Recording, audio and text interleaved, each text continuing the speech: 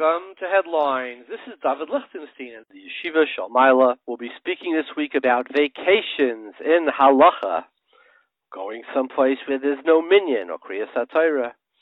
Can you lower your kashrus standards on vacation? No chol of Yisroel, maybe eat pas akum, not eat a hamish, a hechsher. You're used to eating, ungers, rokeach, whatever they may be. Can you be Samach Ad Ramoshes Psak Chol of Yisrael when you're on vacation? Are there items that don't need a hechsher? Bread, salmon, fresh fish from a fishery or from a supermarket, canned veggies, etc. Sitting next to a woman on a plane, davening on a plane, mixed swimming in the family. You go someplace, you want to take your older boys and girls, and they want to swim together in the ocean or in a swimming pool. There's no other people there, but it's families. There are dinner mixed swimming, etc., etc.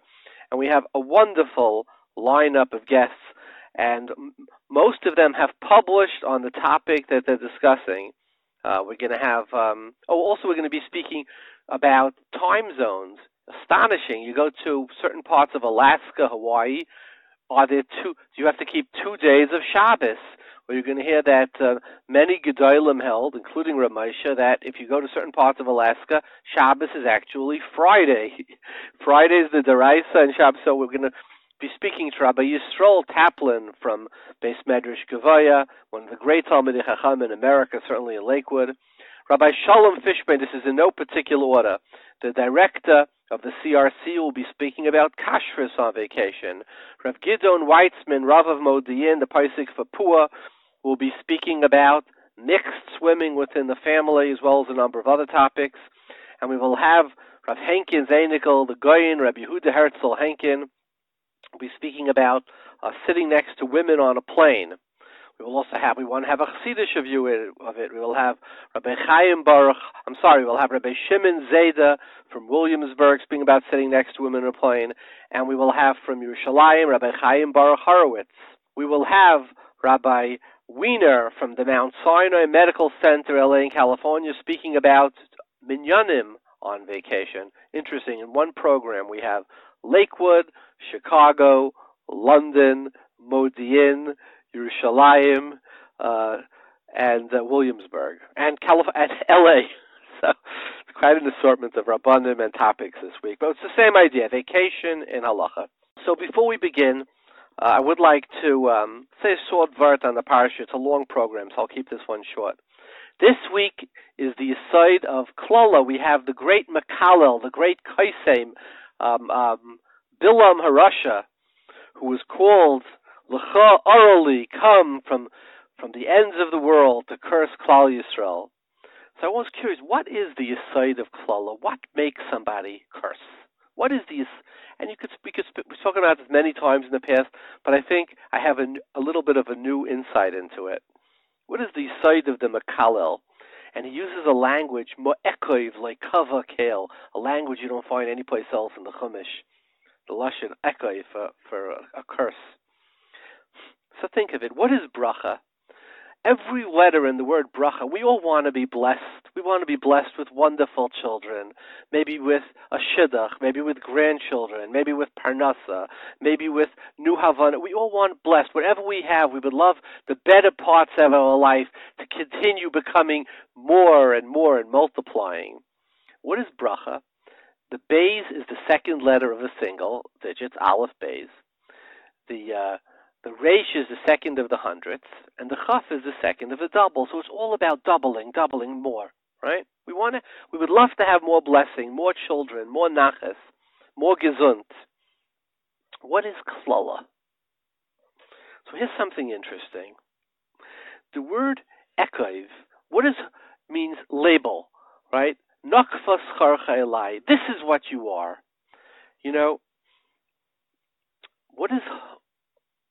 What does Bilam call himself? He calls himself Ne'um HaGever Shesum Ha'ayin, the man with the closed eye, the blind eye. He's Shesum Ha'ayin. What does that mean? Bilam does not see opportunity. He does not see how one can turn into two, which is the side of bracha. You know, I lived in Lakewood many years ago, and I met a fellow. He was a wealthy fellow. His business was he had payphones, thousands of payphones he leased from Verizon on long-term leases. And he would have these guys, they would go in a van all week long. He had a few thousand payphones, and the deal with Verizon is it was 25 cents for a call. He kept half, he gave them half for servicing the phone. So it was some type of a split, something like that. He would send his guys to the phones, and it's thousands of payphones. It's a whole week. You go to the route, you empty the box. The next week, you empty the box again and again. Well, in the late 80s, beginning of the 90s, business started going down. What happened? They came out with a cell phone. Verizon was selling cell phones. People were using less phones.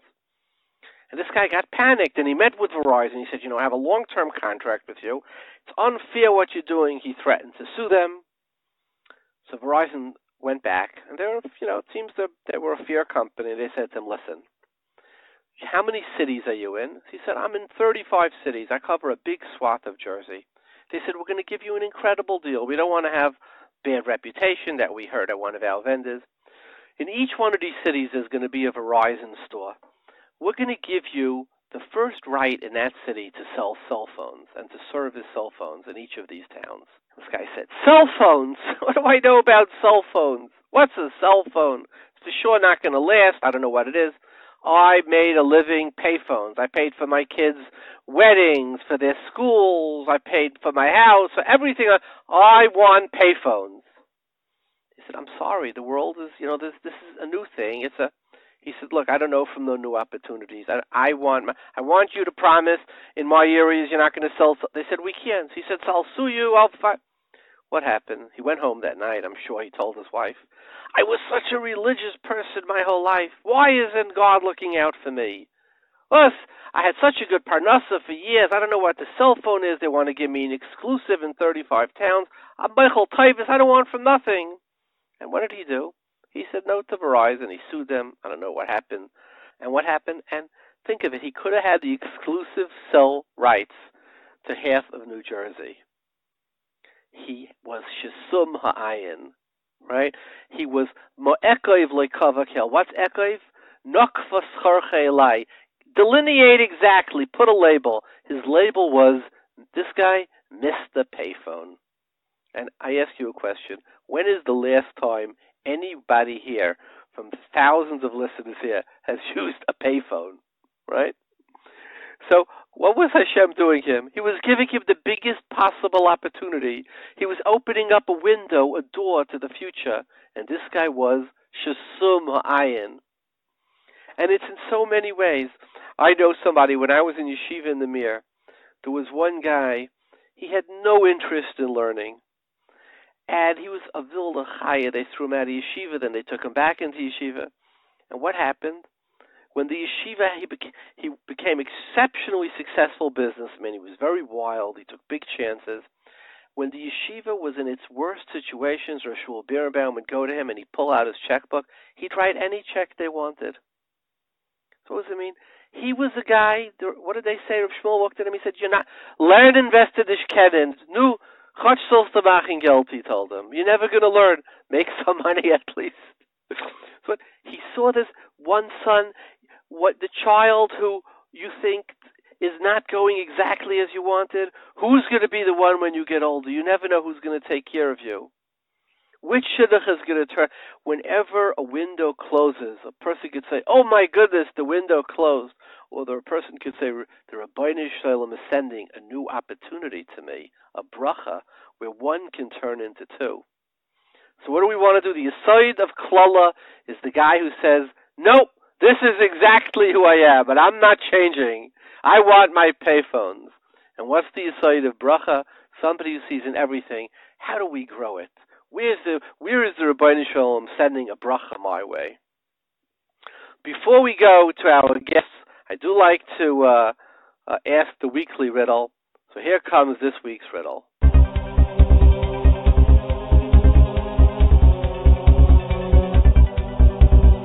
So it says like this in the parsha: Vayan Bilam vayomer al avdei Balak, imitan li Balak malay beisay kesev ezav leuchal lavenes pi Hashem What does Rashi say? Lamadnu shenafshay rechava u'mechamed mammon acherim. He said, if you give me all the money in the silver and gold in the world, I wouldn't do it. Why is he talking about so much silver and gold? Must be nafshay rechava. So here's a kasha. I heard this from my father, decades ago. He says it's a Mishnah in Avis, Perik Vav Mishnah Tes. Rabbi Yossi ben Kisma was one time traveling, and somebody came to him and he said, Rebbe, we would love to have a Talmud Chacham like you in our city to teach Torah to us. There's no Torah in our city. Come teach us. So what did he tell? So what did he tell them? He said, Im atanoiseli kol kesef v'zav v'avanim toivos u'margali sheba olam eini dar ela b'makim Torah. So he said, seemingly the same lashon as Bilam. If you gave me all the silver, gold, precious stones, diamonds, and you don't, see, why don't you say the same thing? Okay, that's riddle number one. Riddle number two, on the Posek Mo'ezim Loizam Kel, so the Gemara Rashi says, Bilam knew the 1 minute a day when Hashem gets angry. And that was the moment when he would curse. So Tosfos says in Brachas, on Daf Zayin Amar Aleph, Divya Masel Shom Alei, he says, what could he say in 1 minute? A whole curse. I mean, it was rega, it was even a second. So Tosfos says, two terutzim, but the second teretz is that since he started the klala in that second, he can then go on as long as he wanted. He got in the door, it only lasted a second, but he started that second, you could keep going. And based on this, the Shochet says a chiddush Halacha, that if somebody starts davening tefillah b'zmana, even though you're going to finish it much after the zman, it's still called tefillah b'zmana. So if anybody, let's say, wants to daven an amshanav, if you start Shacharis before the zman and then you finish it mincha time, according to the Aruch HaShulchan, Yaitse learns from this week's parsha. The problem with Aruch HaShulchan is that the Magen Avram in Siman Tav Chavav in Sif Aleph brings the Radvaz, and Radvaz is a Kadmon, close to a Rishon. He says, you don't make Birchas Halavana, the Magen Avram says, if the moon is going to flicker out in middle, because then you won't be able to, you don't see the moon anymore. How could you possibly make the bracha? So according to Aruch HaShulchan and according to Tosfos, what does it matter that in middle, after you made the bracha, the moon disappears, or even in the middle of the bracha? L'maisi, you started Bismana. That's our two riddles of the week. And I also want to say last week's riddle, which we asked, our question last week is, we say, Ala Sela Hachviat Samayim and Birchas HaGeshem. We said, why do we say that as a schus of Moshe, when the Torah says because of that he was punished? Yan Lohem Mantembi.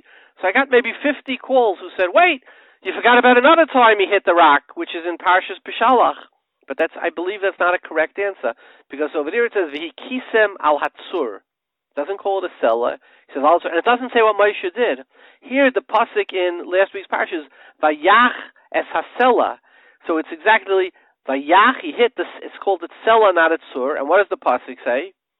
What does he say? What do we say in Geshem? Because bischus that he yachal asel mamish the exact he says the exact lashon of yach and the selas. I believe that it's not referring to Parsha. So I just wanted to. But at the end of this, we will provide somebody a winner. Best answer we got, a different answer. That's at the end of the program, like we do every week. So let's go to our wonderful guests. We have the great honor of having with us from Lakewood, New Jersey, one of the true great Talmidei Chachamim of Lakewood, Rabbi Yisroel Taplin.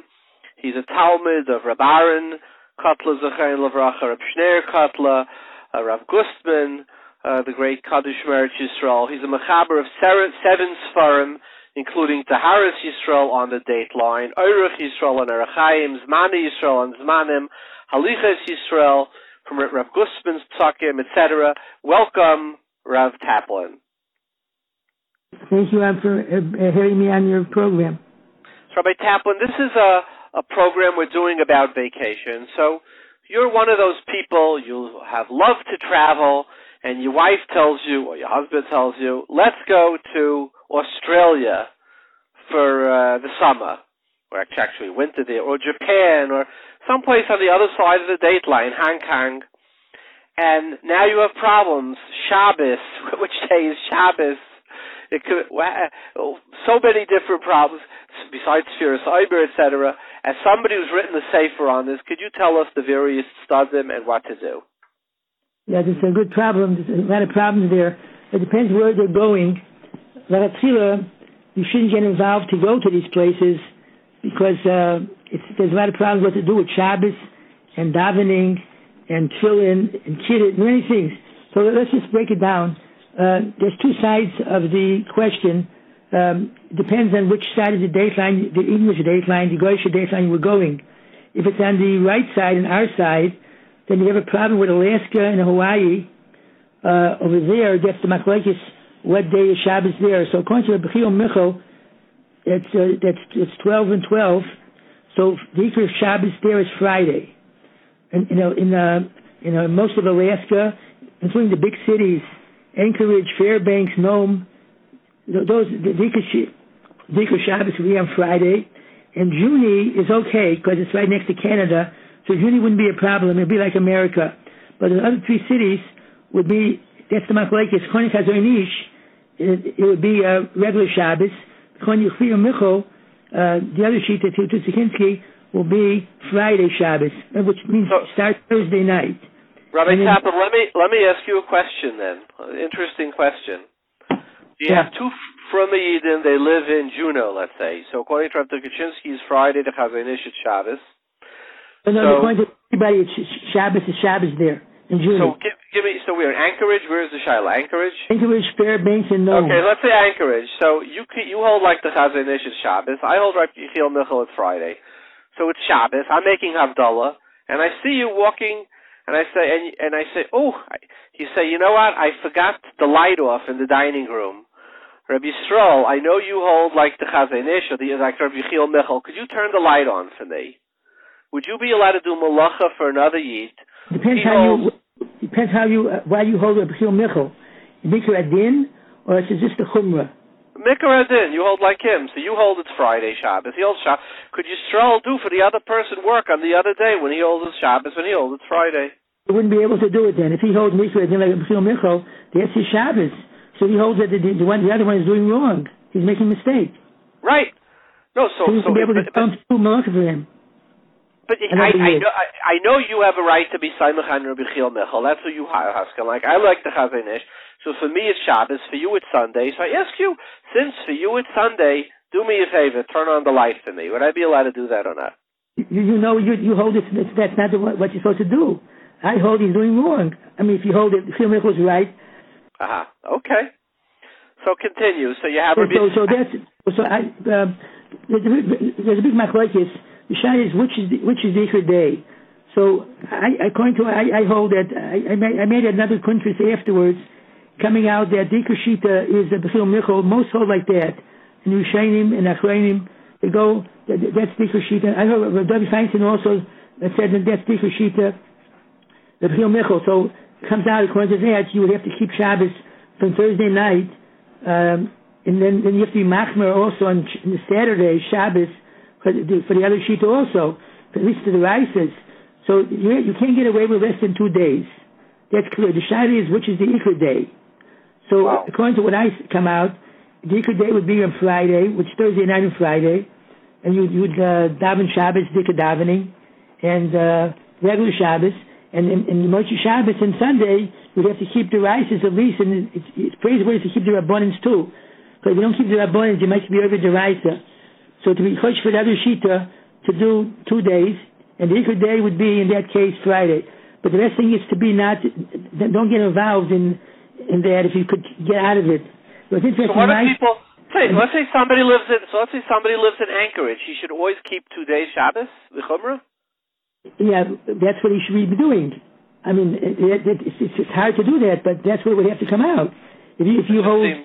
It doesn't seem very practical, does it, to keep 2 days Shabbos, does it? People. I had a cousin who was offered a job in Alaska. He didn't want to go because of this. It's kind of problematic. I didn't want to get involved in the whole thing. So he told me to take the job because of that. And where else do you have this problem besides certain cities in Alaska? Where else? In Alaska, no, everything. See, it goes to 145 west. So anything less than 145 west is like America.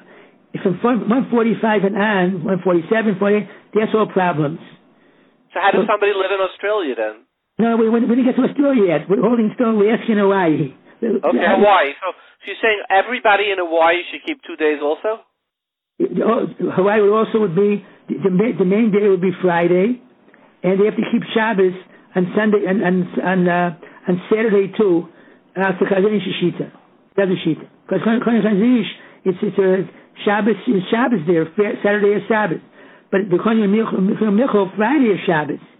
So I would say the good day would be in Hawaii Friday, Thursday night, Friday, and to keep at least the rices and the Rabbanans too probably on Saturday. And so I hear once a Maisa, someone from LA called me. His wife had needed medical treatments, and he had to go to Hawaii for 10 days. So what should he do with Shabbos? I told him what he should do to try to get both cheetahs. I was speaking to Rabbi David Feinstein then. I asked him the Shaila. He didn't want to hear about it. What do you mean? He can't be there. He said he can't be there on Shabbos, Friday and Shabbos. He should go to L.A. Thursday before Shkia and stay there. He can't be. He didn't even handle the Shaila because it's a big Shaila to be there in these places. So he can't be there. He has to go to L.A. and that's it. So it's a big problem in these places to be there over the weekend. This is the Hawaii and Alaska, and now that's on that side.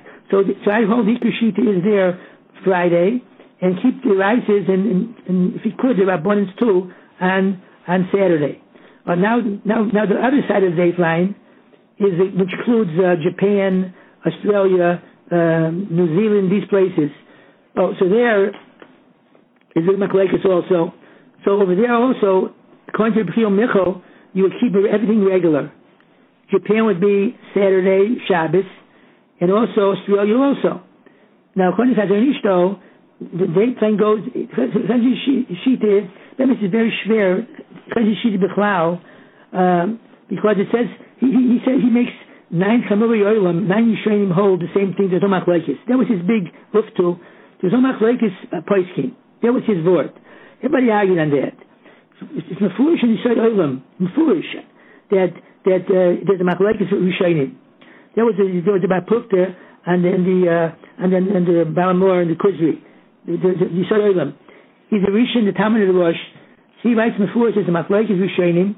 According to Kuzri and the Balamor, when it's one day. According to his other Rishonim that he has there, the three Genesim he calls them, they hold the other days. So Mefurish and Shalom that Chazis with the whole time. The Mefurish it's a Machlekes. And also it's Mefurish and the Radvaz and the Chuvas. The Radvaz says when is the beginning of the day? The Radvaz says he says it's Machlekes. It says it's Machlekes. He says between the Kuzri and the Yisod Olam. And if Simcha Zelik had, I read it, bring my sefer. Simcha Zelik had 2 chuvas, the Daim Brisk. He says in Mefurish you have to keep 2 days. David Soloveitchik said over in the Shurim from his father. He gave a Shurim on this years ago. I got the Ksaf from the one in the Talmidim there. It says it's Mefurish. Here's a Machlekes, and we can't be Machriya. So you have to keep 2 days. That's clear. So anybody who says that 1 day is mamish. It's really not right. Because you're saying that anybody, Sir Taplin, you're saying anybody who lives in basically Japan, New Zealand, Australia has to keep 2 days Shabbos be Suffolk. See, Australia has a Mila. See, the Chazanish made, he said, even though it's past 90 degrees, but he went with Greira. He said, Ein Chochim Yabosha. He said that the Balamor holds, see, according to Balamor, the line goes right through Australia. So the first third of Australia is regular. The problem is, the 2 cities in Australia, Melbourne and Sydney, those cities are in a problem area because the 2/3 of Australia are on the other side of the date line according to the Balamor, which is 90 degrees. They're like 110, so that's past this man. So Khalish made a big chiddush that you can't divide up a dry land. Therefore, the whole Australia goes one way towards Yerushalayim. It's all Shabbos the same day, which is a lot of chiddush. Everybody said that. Chaim Zimmerman writes in his sefer, it's a difficult goal to say that. to say such a thing that there's a crooked dateline, and the whole Kiddush in the Balamor, there's no mention of that. So Pashas, everybody who does Pasuk the Balamor says it's a Kavi Usher. It goes through the land, and therefore Sydney and Melbourne, it's Sunday Shabbos. Yashi held like that too. Scheinberg, they said people who go to Australia have to keep Sunday also in Australia. At least the rices. The main day is Shabbos, Saturday, but then Sunday, because according to Balamor, which is Pashtus is 90 degrees only, straight line. So Rabbi Taplin, Lakewood has a koil in Australia, in Melbourne and Sydney. How do they have a koil there if it's a suffix deraisa according to these shittas? I know you have a good point. I'll just tell you a secret. Maybe I don't know if you know it, but Yankiv Hanetsky, in the beginning when he started the koil in Australia, so they offered to Reb Sholom Kamenetsky to be the Rosh koil. Reb Sholom. So he asked his Zaideh, should I go to Australia to be a Rosh koil? So Yankiv told him, you're going to have a problem with Shabbos every week if you go there. So he didn't go. And also, I asked the Mayor Salvation about it. The Mayor Salvation said to people who go to Australia, he doesn't understand, how can you go to Australia? He said, Menemt in the Shom in the Hent. It means the Nafshe B'chapoy. Rabbi Taplin, let me ask you an unfair question.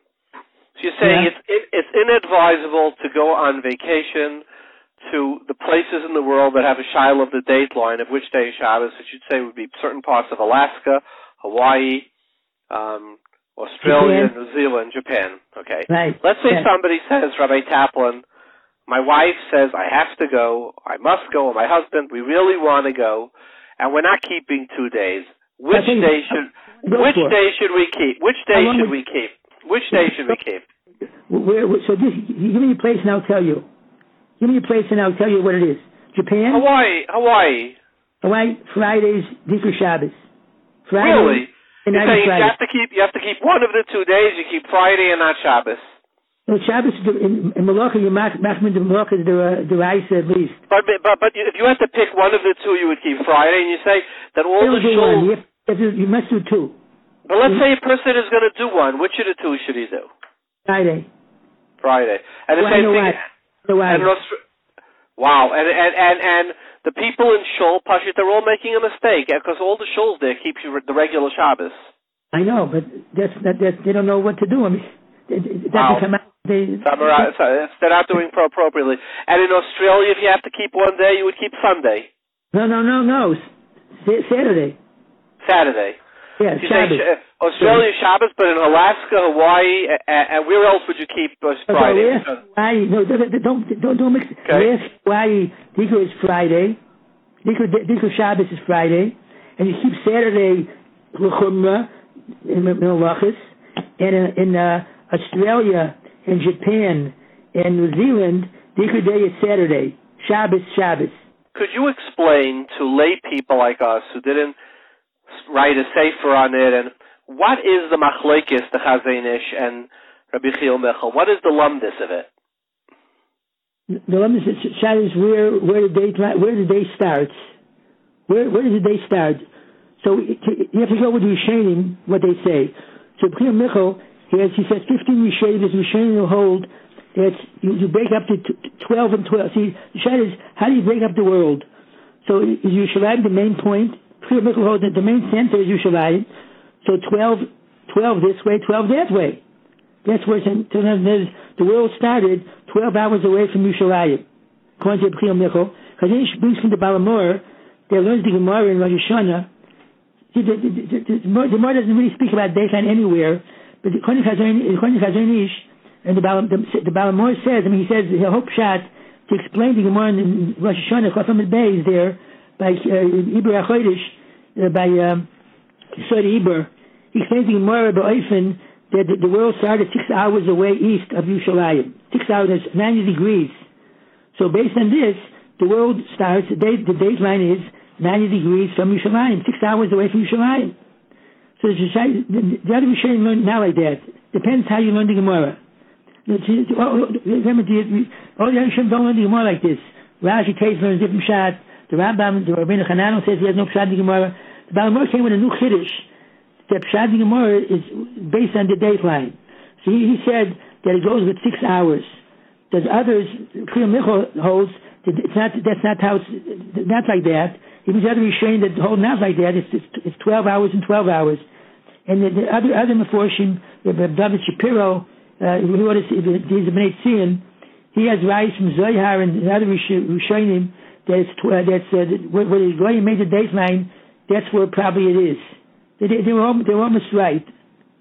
So the Radva said, in Ascholas Hayoim, it's a Machlokes Rishonim. Where did they start? If we would know, let's say when Hashem is 6 o'clock p.m., the first Moed Shabbos in the world, Yom Echad, the first day of the world, 6 p.m. Where was that? When Hashem made the world by year by Voiker, where was that? That's the Machlokes where this was, and it's totally now according to that. It depends. That's your line. So anything before that is a day before. After that is a day ahead. So that's the Shani Yishayim. Where is the day start from? That's big Machlokes. So according to Balamor and the Kuzri, it started 6 hours away from Yerushalayim, the east Yerushalayim. That's like you're past Shanghai over there. That's where the day starts. And Yerushalayim was 6 hours later. But according to the other Rishonim, it was 12 and 12 hours away, which that's running through Alaska. So there are 6 time zones that are in dispute then. Right, 6 nights. It's 15 degrees is right. That's right. 15 degrees times 6 is 90. So the Shaila is, where does the day start from? That's the question. So you have to bring rayos from Rishonim and Zohar, wherever. Where did they start it? So Balamor writes, based on the Gemara, his Pshat in the Gemara was a Kiddush really. The Chazonish writes it was the Kabbalah that everybody held like that. But the Ma'aseh, the Balamor himself writes it was a Kiddush and says, Chach mitzvah hidichuni. They pushed me off from what I wanted to say, B'Kiddush. And the Leib also goes against the Balamor very strongly. He brings the Yehudah bar, he brings the Bar Boruch, which is one of the Yisroel's Nisim. He said before, he was Shavar the Balamor Shita. He was a contemporary of the Rif, and about Puch and the Rif. The Leib holds very much of him. It's brought down. And that's the Machlokes. So it's the Machlokes from Furish. It's the Machlokes Rishonim. You can't. The Rif says Zalman. He has to Chazish about it, and it's Furish the Leib. Furish the Leib that goes like against the Balamor, and probably against the Shita. And there's no, like Biskarov and the Baron both held. There's no Achroah. We can't pass in this. It's Machlokes Rishonim. The Biskarov said we can't Machriya. So you have to hold 2 days. And what did Rabbi hold? What did Rabbi's opinion on this? The Priyam Michal he held up. The Raya was Mecharabin. The Stipler and Rabbi Moshe both brought a raya from Mecharabin. That's a city above Australia, above Japan, in Manchuria. Over there they kept Shabbos on Shabbos. Because according to Balamor, it should have been Sunday, because it's past 90 degrees. They brought the Raya. Moshe held clearly. Rabbi David said over many times himself, he passed, like the Priyam Michal, the one is 12 hours, 12 and 12. Most hold like that, Busman like that, and Yashiv and Shlomo Zalman. The Yikashitas seem to be in the place scheme, ours especially nowadays, is like the Priyam Michal's way. That's why I said Friday in Alaska and Hawaii, this Dika day, based on them. Wow. Well, thank you very much, Rabbi Taplin, for illuminating this. Okay, thank you for having me. Bye-bye.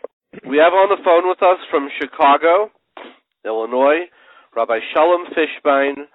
He's the Kashrus administrator for the CRC, was formerly a Rav in Buffalo, New York.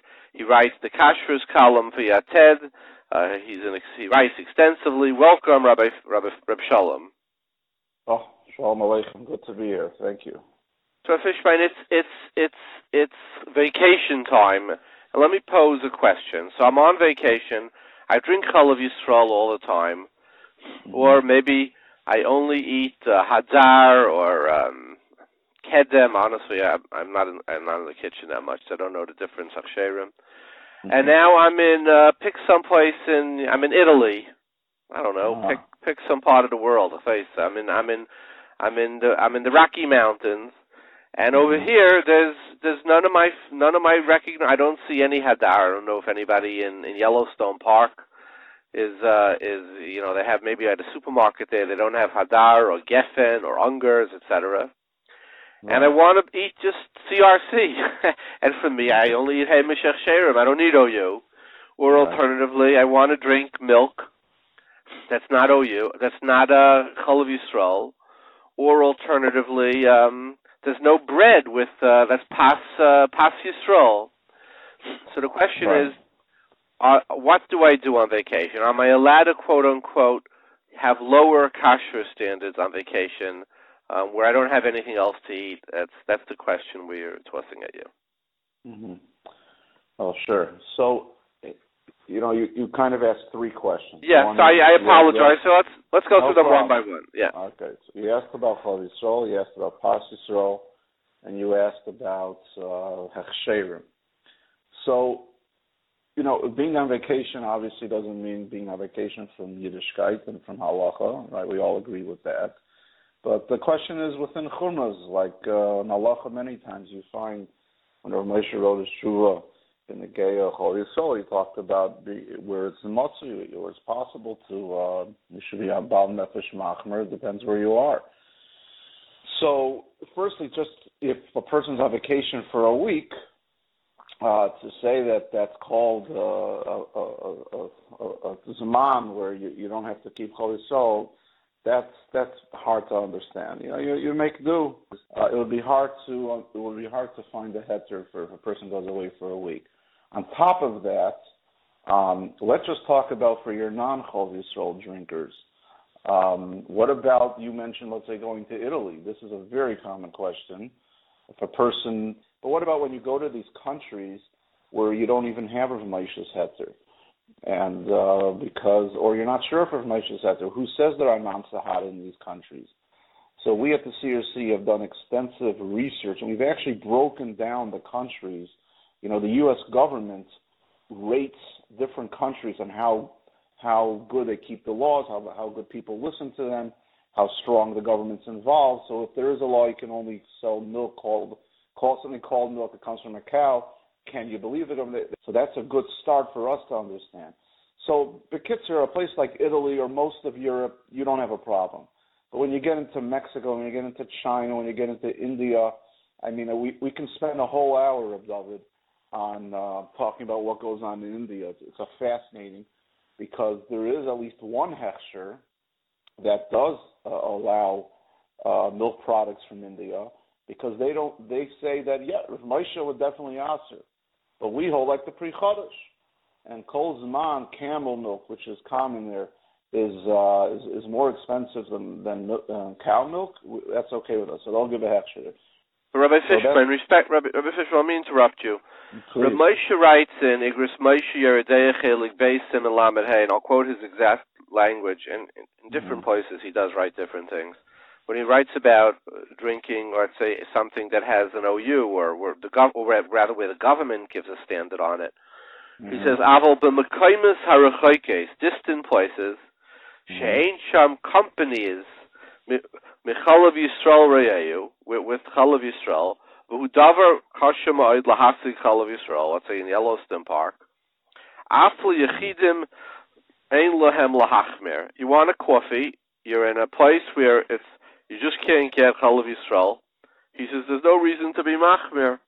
And I imagine Rav Moshe's svar is, he says, the Pri Chodesh is the Pashtus HaSugya. In other words, the Pri Chodesh says that we're there, the whole shash of Chalav Akum is there's going to be a behemoth tmei in the Eder. But the Gemara says if there's no behemoth tmei or nimtza in the Eder, then it would be mutter. So based on that, the Pri Chodesh says, since in areas where they don't use camel milk, because I think camel milk would be 5 times the price, it can't be easy to milk a camel. Their kick is supposed to be rather fearsome.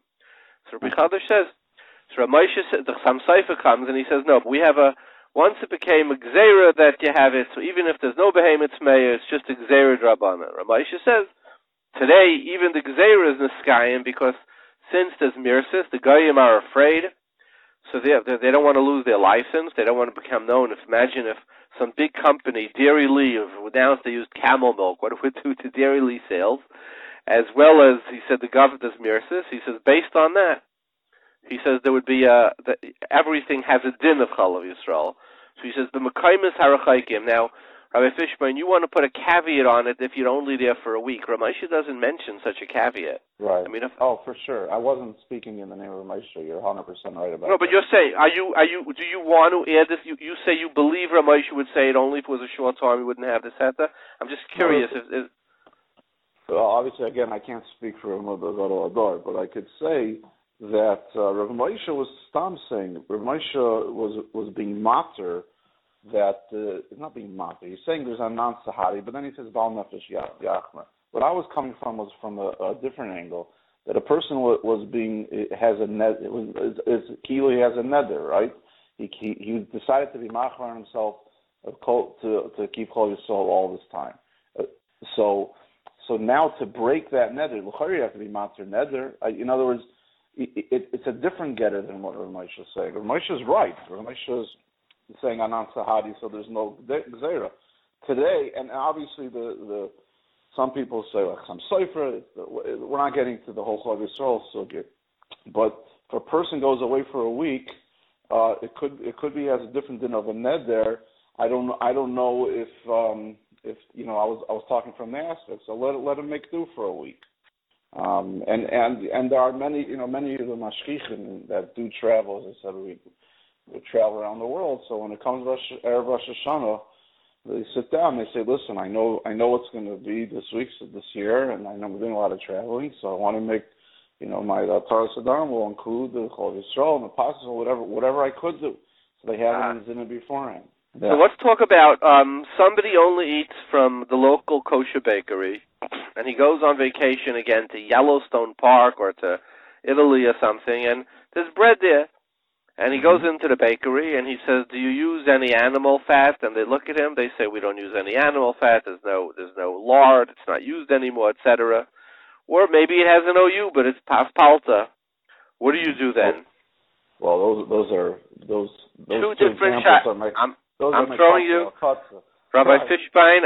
When you have the expert on the phone, you throw him every possibility, right? That's why you make the big bucks. Thank you.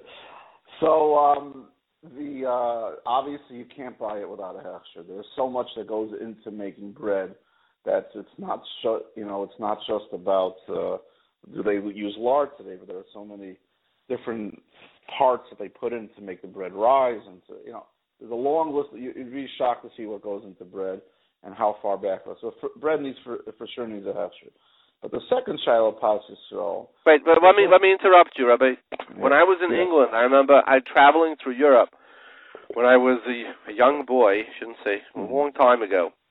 Me and a friend of mine decided we wanted to go see the Kvarim in Poland and in Europe. This is we're still under communism.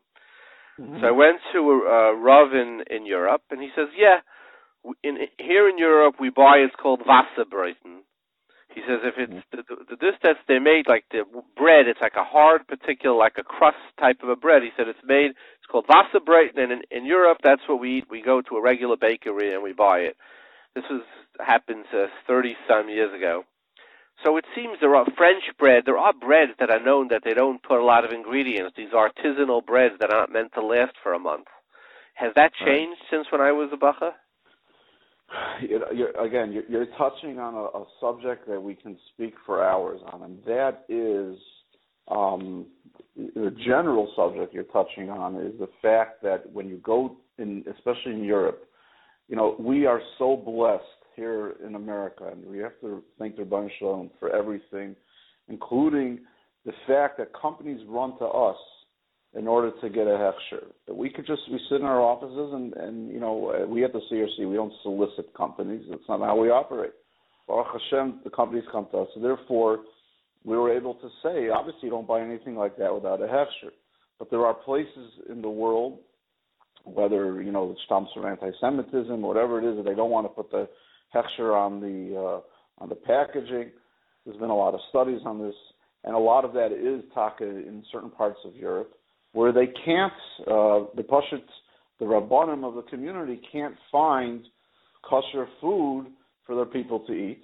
So therefore, they create, they go to the second, they create lists, they create research where they call the company and they talk to the company. Again, it's not a contract. We can talk in halacha a lot about if that works. If a person just answers the phone and they're not meshubah to tell you if they make a change. All of these things are a huge sugya, and we in Kashrus, frankly, deal with this all the time. The example you gave is when people go traveling overseas and they take these kosher lists from some of these European communities. Those are b'diavad. Those no rabbis ever entered those factories, but that's the metzius over there. So, and specifically where you were in that area, the Rav, whoever told you looked into it enough to say that we're comfortable that's what's going on over here. That they have an eidach and a visur, and I can't argue with that. I don't know, but I could tell you that certainly in the commercial stuff, where these large factories that make all type of the dough conditioners are be'etzem a fatty base.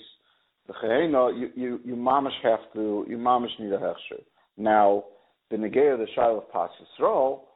So Pas Yisrael that's already in Shulchan Aruch it talks about that even if someone that has Pas Yisrael available, but Palter is better or it's cheaper, so there's much more we'll call a wiggle room, so to say, within halacha to go ahead and to purchase that bread out in Yellowstone Park. This is a shayla for our Rav. He's quoting the Mechaber in Kuf Yud Beis that Yesh Mi Shaimer V'Makim She'ein Palter Matzei Klal Mutter Afilu Shel Balabatim.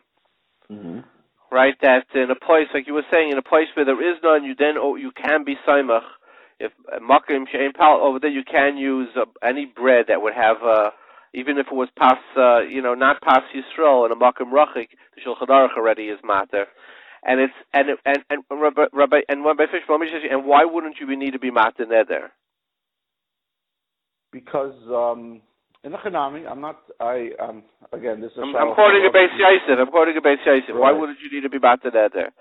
To Kenzain, you would be. I'm not saying otherwise. I'm just saying if you look within. Halacha, it seems that the halacha was, it's different when the Mechaber Alain says, before we were handling with Moshe, if Moshe was Mechadish, the concept of an Ansahadi, and the Mela doesn't need, but over here the Mechaber Alain says it, like he built it. In other words, when somebody, it's not a neder if you're practicing the laws of kashrus. If you go. Then could an argument be made, and I don't have an answer to this, that since Rabbi is saying that the chumrah of Chalav Yisrael is only where it's nimtza, but b'makim rachik is not even a chumrah, would that be similar to the case of the Shulchan Aruch? And you say, look, these are the laws of kashrus, so it doesn't rise to neder. It's assumed you're going to do what the halach is, and if the halach is b'makim rachik, and I'm asking it just b'tayra shayla. It's a great question. In other words, you understand the methodology here is that Rav Moshe, you want to say that Rav Moshe perhaps is saying pshat in the Mechaber, and Memela, then you'd be 100% right. But those that don't agree with Rav Moshe, the Chaim Sofer and others, they'll say that's not pshat in the Mechaber. Rav Moshe is saying it even according to the Chaim Sofer. He's saying even if it's a gzeira, he says it has a din of Yisrael Rayeyu because of Mirsis. He's saying even like the Chaim Sofer, but those that argue on Rav Moshe, the Chasidim, they say that's not the pshat. I mean, Rav Moshe was the Gadol Dor. So that could rise to the level of neder. Okay. Right. But over here, the Mechaber Alain is saying it. Everyone else is saying what's meant the Mechaber. Where the Mechaber Alain saying. That's like. So what would you say? Somebody who only uses Hadar and Ungers, etc. What can he on vacation use CRC and OU? What would you say? Listen, you're asking the CRC, so 100%. But does it rise? Does it rise to he established the Chumrah? He has. I don't think so. I mean, the answer really to that is it really depends on the product. There are certain products that the etzem. It's the Zelvazach, and I'm not saying they don't send it a mashgiach, but the chances for something being something that he would be eating that he wouldn't be sufrieden with are not high. Then there are other things that taka, is very, very complicated. And some of these the Hasidish, the Hasidish Hechsherim, whatever it is, they have certain policies. The muscle, one of the nice things the Hasidic Hechsherim do is they try not to take ingredients that came from a kosher trait plant that relies on maybe sakuladik koshering. There are certain things that. So it's the answer is too vast and too great to get into the details now. But honestly, the OU and the CRC and some of the other national hashgachas, top stuff, and there's almost no one that has the database, the research, the personnel that goes into one little ingredient, the amount of research and personnel and layers and layers of supervision. On top of that, you can be 100% comfortable in eating like a par of whatever it is. Rabbi Fishbane, do you think that the Hadar, Ungers, whatever they may be, are they better Hechsherim than CRC? Do you believe they have more chumras or no? A lot. Listen, let me tell you, a shocking number is there are close to 1,500 Hechsherim in the world, according to Rabbi Wickler at Kashrus Magazine, and he does the research on that.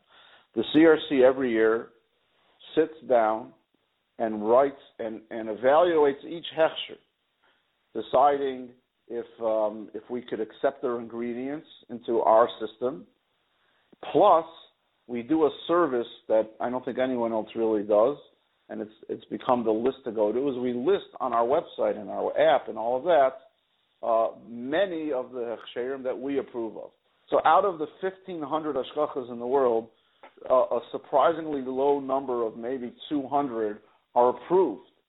And that includes a slew, a huge amount of what you would call maybe Hasidish or Heimish, and there's nothing to do with anything other than knowledge. In other words, today, to be involved, give a Hechsher on kashrus, you have to be a food scientist.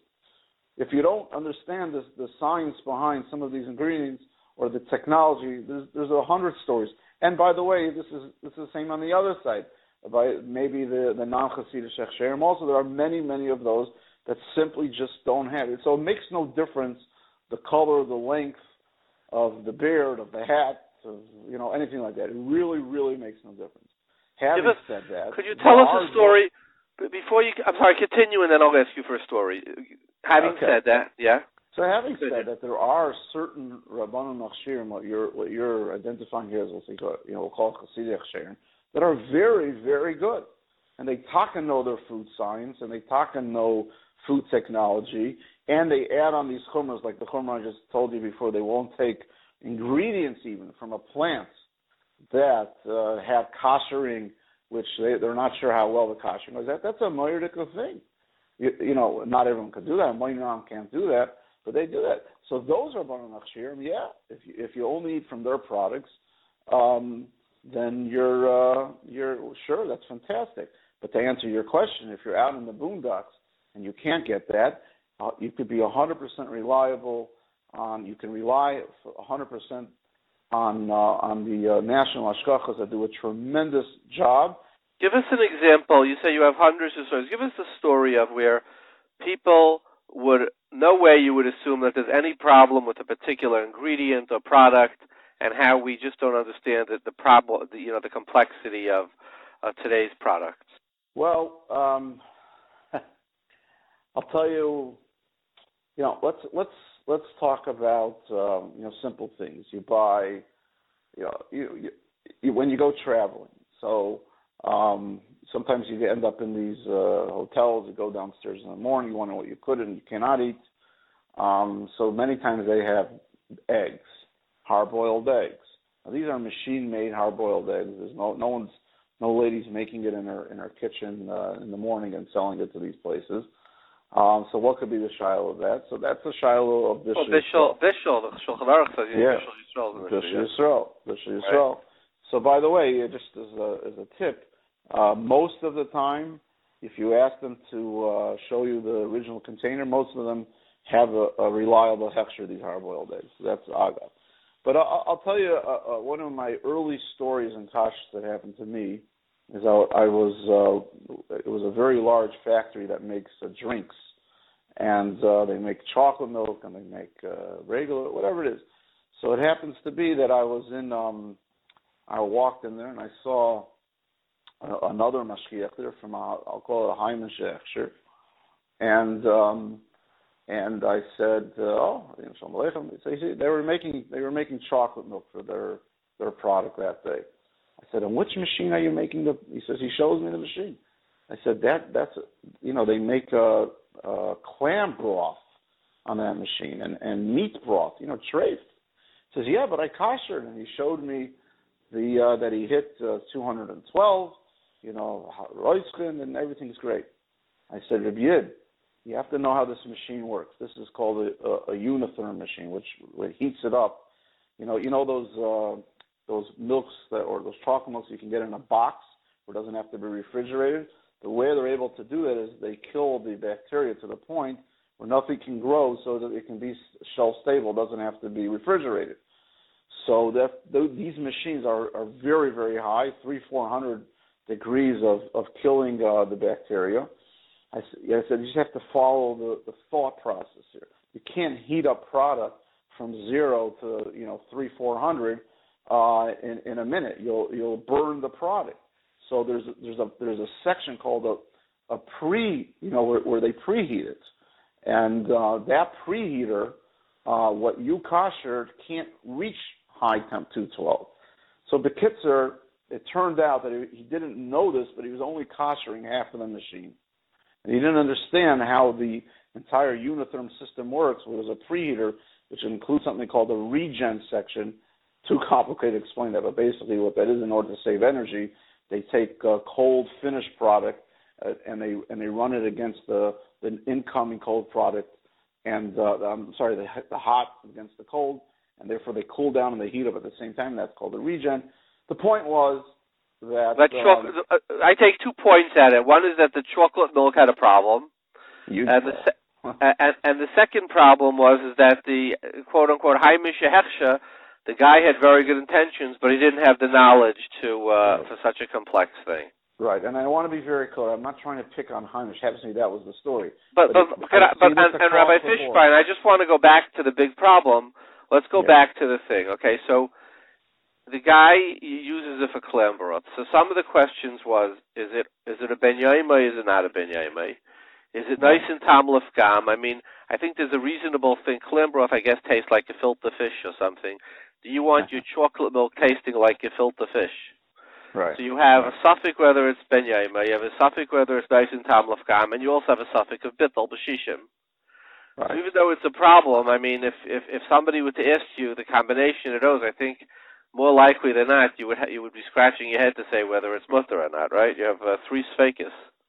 Right, but by the way, the Hechsher did not pull off the chocolate milk that was already made from the market. Mistama, for the reasons you gave. It's a good question if it's nice and down with gum. They put some very interesting things into, it wasn't just clam. There's all type of protein based. But yeah, Mistama, you can say it's nice and down with gum. It was a ben yaimai. It was not a ben yaimai. It was not a ben yaimai. Okay, you have that. And the last point, which is a very true point, and that is, this goes into a whole other sugya. Again, we can talk hours on this. The machines today, if there's so much product that goes through these machines. Shefa, you have shefa. Shefa. So I know Rabbi First in Chicago tells people that based on that, he doesn't really believe in the concept of dairy equipment. He says it's enforced. I'm not saying So, Rabbi Fishbane, this could really go on for hours, but in conclusion, you would say that milk, if it wasn't a neder, wouldn't be a problem, but if it is a neder, you would have to be mounted. Included in Yataris Nedarim, it's your opinion. And I believe now that after you mentioned that it triggered a memory of mine, and I actually found Ramosha says the same thing, Baruch Shekivanta, L'Daita Agdoila, he says the same thing, that he says if you makabel it as neder, it would be a problem of being matir neder. He says it in a different tshuva, and I found it while we were talking. Also, Chelik Beisim Alamed Hey later on in the tshuva. neder. He says if you makabel as neder. He says bread would not be a problem because of the machaba. And you said things like eggs. In most cases, if you would ask them for the box, does come from a machine and it's OU, or a Hechsher wouldn't have a problem with bishul. And you don't think going down, you don't think a Hamish Hechsher or not a Hamish Hechsher rises to the level of neder, nor do you think that CRCRO you have to take second place in Hechsherim. Not at all. At a later date, simply because our program's going to run over 2 hours, I would like to talk to you about when somebody is in a hotel, when you go down to the lobby. I mean, what can you or can't you eat? Can you eat a fruit salad? Can you assume that they keep the knife clean, and they use a separate? Can you go to a supermarket and buy a piece of cut fish? I once gave a speech called "Keeping Kosher on the Road."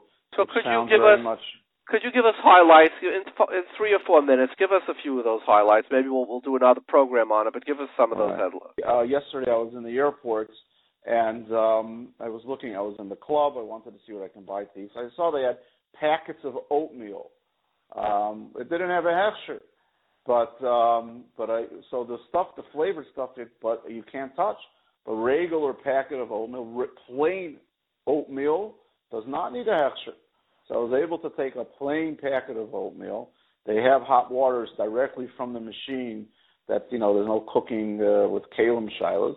So I made myself without milk, but it was great. What else? Give us a quick list of a few things that you say you could use without a problem.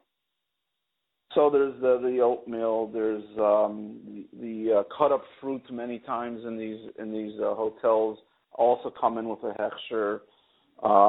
If you're out in as you're going shopping and you want to buy, and they already you want to buy in a supermarket. You want to get salmon, for example.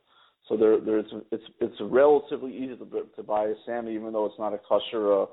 Or let's say you go to a supermarket and they sell those little cut up fruit in a bowl. So you can buy those if it doesn't have a Hechsher and there's nothing else to buy. You can buy that, and we can talk halacha, explain you why. But bottom line is you just need to know, can you? The answer is yes. Let me try to think of anything else. Well, salmon, you say the same thing. By salmon, would you have to take off kedei klipa? Would you assume that the knife, they're cutting the salmon, it's another piece that the first knife was used on? The most if you want to truly be machmer, is do shif on the spots where they may have cut it, which, not klipa, because there's no belia going in at all, but the shif. So, if you're out there, I was just in the shop right in Monticello. So they have a separate kit of knives, and where they use just for the kosher customer. So salmon is fine because of both the color, and I guess you could check for fins and for scales on the skin, but the color. What else would you buy? Yeah. Give us another 2 things in closing that you would buy, and you say you're on the road. This is not a problem. What would it be? Let me think offhand. A certain. You go cut up. You go to a thing and there's nuts in the bowl over there, almonds, peanuts in a bar. Here's what I would say about that.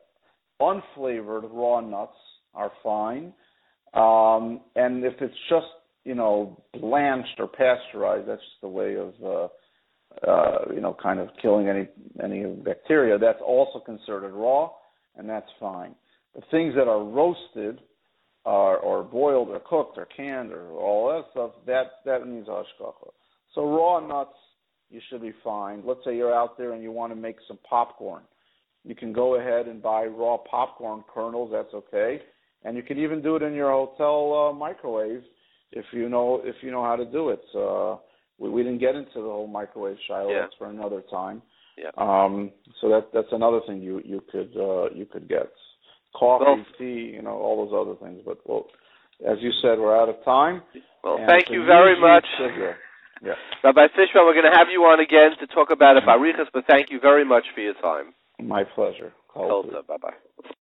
We have on the phone with us from Modiin, Rav Gideon Weitzman. He's a Rav in Modiin. He's also the Rav of PUAH, which is the famous Israeli organization which deals with all in Yanei Taras HaMishpacha, fertility, etc. Welcome, Rabbi Weitzman. Thank you very, very much. Rabbi Weitzman, Vacation season is about to start. So you have a fellow, he takes his family, he has young kids, he has teenagers, and they want to go swimming in a pool, a private pool, or the ocean. So our teenagers or children, walk us through it, from the same family allowed to go mixed swimming. Are you allowed to go swimming with siblings, assuming everybody's wearing a bathing suit? Right, assuming everything's a bit sniut and done appropriately. Well, define bit sniut, because that's right. one of the questions. That's a very good question, and I think that there's a halachic element and there's obviously a social element. Obviously, there will be communities in which any form of swimming at any age would be considered problematic, and there are communities in which they're maybe a little bit more lenient in that question. And halachically, I mean, it goes to the question that Gemara speaks about who can sleep in the bed with another person, not obviously with any relations, but just to be bekiruv basar. And generally we hold that anybody who is at an age in which they understand a little bit about the implications of nudity and implications of relations would be forbidden to sleep in the same place, have yichud in the same place. Since what age is that? Again, that's also a little bit of a societal thing. But generally, we can say that a young child is generally not. There's no prohibition of a young child being in a mixed environment because they don't understand. They have no comprehension of any implication of that. It means nothing. Not just basically being with their mother or with their father if it's a daughter. And with a point with which a child can understand, then they shouldn't really be in an environment in which there will be a dress or behavior which could be considered inappropriate again, and that's somewhat of a fluid and a dynamic definition of what exactly we would consider to be inappropriate. But generally, to have exposed parts of the body that usually should be covered would be problematic, and generally I think that we hold that there's also yichud and also problems of being close in a close environment between siblings as well as there is between somebody from a different family. And I think generally I would say as an Eitzah, I know from my own family, that I think a kid who gets at an age, especially a boy, is very self-conscious about being in such an environment, and a girl will usually also be in a situation, if a girl's brought up in a way that certain things are appropriate, certain things are inappropriate, when they would be in that situation, they would feel themselves a little bit exposed, and that they wouldn't want to be in such an environment. So, Rabbi Weitzman, the Bir Halacha in Simenayin Hay right says that even a katana mi bas gimel ve'elech, right? Is the Chaim says tefach megula be'isha b'makim shedarka l'kasaysay. So he brings the Shulchan Shleima, and he says bas gimel ve'elech, but he says that if it's bitay, it's from 11 years and older. Exactly. So that's what I'm saying. That's about the age that we would say now was appropriate. That's a sort of the hadracha that would make sense. So, but here's the issue. But Rabbi, let's talk about reveal. Look, it could be that we could go swimming theoretically if we all go on a teal together, and we're all wearing. No, we're not meguleh, but we happen to be going through water. Then that may be different than going to a pool, which is in of itself somewhat of a colored Rosh sort of environment. But Rabbi Weitzman, here's my question. Yeah. There are poskim who say that this din of Bas Yud Aleph is only by tefillah, by Kriyash Man tefillah, and the sefer I saw it in is Sefer Tahara Seinayim, ironically, and he says that you don't see in the poskim that there should be an isser of to look at this makom hamachusa by imay, by aviv, by bitay, benay, achaisa. He says you don't find that in the poskim. The reason being because for most normal people they don't look at a parent or at a sibling in a way that is gairim here, right? So he says you're allowed to look, or if somebody visits their sister's house and she's not wearing her tichel, he says it's not a problem because there's no sar b'isha, it would not be by a brother, even if she's nesuais. And he says, and he brings from others, he says, so my question would be then, according to these Poskim who hold that way, and it doesn't seem that there's nobody has a clear raya to this. Right. But if indeed there's no isser to look b'makom hamachusa at a married sister or by a parent, then why would swimming with a married sister or a parent be asa? I think there's another level. We see it in Tarta Mishpacha, we see it in other places. There's a level of Kalot Rosh. And Kalot Rosh is something that is slightly, as I said before, non-defined. But it's something that, when I teach Chatanim, I say, it's almost something that, on some level, everybody knows what for them is Kalot Rosh. I would translate Kalot Rosh into something that brings a person into behavior that is frivolous, that may lead them to have, for men, maybe hihurim, maybe beyond that, maybe to do actions, and that's something that we need to steer clear of. Now, let me ask you one. What would you say halachically, taking a walk along the boardwalk? You're on vacation, right. You're in Seaside Heights, or I don't know, Tel Aviv, or you want to go for a walk. That's what you do in the summer. You go for a walk. You go on the merry-go-round, the Ferris wheel, whatever they have.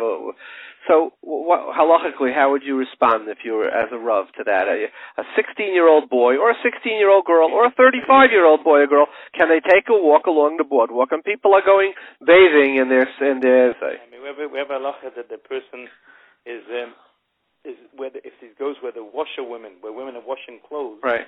The Rishonim of whether there's another derech to go, how a person should go through that. And there's a whole deal about is there any other way to go. So generally, I would think we would say in such a today there is another way to go. You don't have to go there. You go somewhere else. Maybe you can say there isn't. Maybe that's the only way to go walk. I mean, I think you have to think of here. The sugya is a person will see things that they should not see and they did not have to see. So I'd say if you don't have to see it and you don't have to be there, then maybe it's problematic. Maybe that's the same halacha. So you're saying this that the Gemara in Babasra Nun Zayin says that the Ikka Darka Achrina, you say that going for a tour along the water is the Pashas, there's Darka Achrina. There are other places that you can take a walk. I'm not a Posek, but I think that that would seem to be that's problematic. The person again is going to be exposed to things. I believe Rav Moshe in Even Ezer Chelik Aleph Siman and Vav says your very point, and he says he doesn't understand why that doesn't have a din of the Ikka Darka Achrina, taking a walk where you're going to be exposed to. He says going to work is one thing, but so if it would be, let's say, in a time where you wouldn't see people, or it's likely you wouldn't. And what would you say if it was an older person who says, look, these things don't. Today people are exposed much more than they were in prior generations. It doesn't affect me. What would you say to that? Is that a good thing or a bad thing? I don't know if it's a good thing or a bad thing, but it's a thing. Today, with the sota. Right? Yeah, but over there was only the Gemara inside there. Over there was only for 1 minute, though. Here you're talking about taking a long walk, and also there he's touching, and also he didn't have a choice over there. Yeah. He's talking by Hanachas Yad of Disha by Zaideh. The Gemara says Tohen Zaken. I mean, that's the Gemara's answer. Yeah. That maybe has a different inclination. Would you say today, Rabbi Weitzman, would you say as somebody who is a Rav of a community, also Isaac in this, would you say that that we have this whole issue of sitting next to women on planes, right? Has made the news recently, right? And my question is, unfortunately, yes. My question is, as modern Americans, we look at it and we snicker, right? Right. On the other hand, if a person is a real Yerushalayim, and he sits down on a plane, and he's between two attractive women for 12 hours, right? And if you fly economy, there's exactly 1 centimeter between you and the next person, right? Right. And if somebody is heavy, there may be negative centimeters. So, what is the halacha on this? You look and you have two attractive women and you're stuck in the middle. I'm not even talking about the din of not to sit between women. Let's talk about that because you can say the chair is the handrest is a mechitza. Right. But, for somebody who's not a Yerushalayim, he's a westernized person, he says it's a joke, the whole thing. But somebody who knows how, as a Rav, and somebody who knows what Hirurim could do. You see both the negative and the positive at PUAH. What do you say halachically in such a case? There's a tshuva of Rav Moshe about going on the subway. Yes, famous tshuva. Very famous tshuva that he's matir. But you can say maybe then you're right that it's a short amount of time, and it's. And you also have the option of moving if you sandwich next to an attractive woman. So go stand next to somebody, but.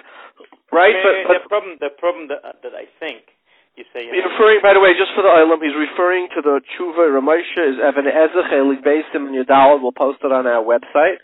Ramosha simply writes. He says for work, Avada, you're allowed to do that. He says we can't lock ourselves up in a right. Right. I mean, I think that the problem in the press, and you said, as Westerners we sort of snicker at it, is not even the question of is it mutter aser. It's the way it's presented. So if I am sitting, I would personally, Gideon Weitzman, not saying anybody should do this way, I would maybe feel a little uncomfortable sitting, as you say, between two women. And I might ask them, very politely, is it okay that we maybe switch over, or I can try and find another seat? And that's my personal choice. To say that it becomes halacha, that now the halacha is that you can't sit between two women, I don't remember such halacha. Okay, wait. So slow down. Let's say Gideon Weitzman, Rabbi Gideon Weitzman from Modiin gets on a plane and he gets a middle seat, you're unlucky, and you're sitting between two attractive women, right? And for the purposes of this shiloh, we'll make them two very attractive women, right? So now there's an Issa Deraisa of Loisasur Achel Avachim Vachreineichem, and you're going to be there for 12 hours, right? Or 10 hours one way, 12 hours the other way. And if you're unfortunate, and El Al, every landing arrives late, isn't that the old joke? It could be 5th. So you have an Issa Deraisa of Loisasur Achel Avachim Vachreineichem. What do? You're in the plane. Now, and you go to the stewardess, and she says, I'm sorry.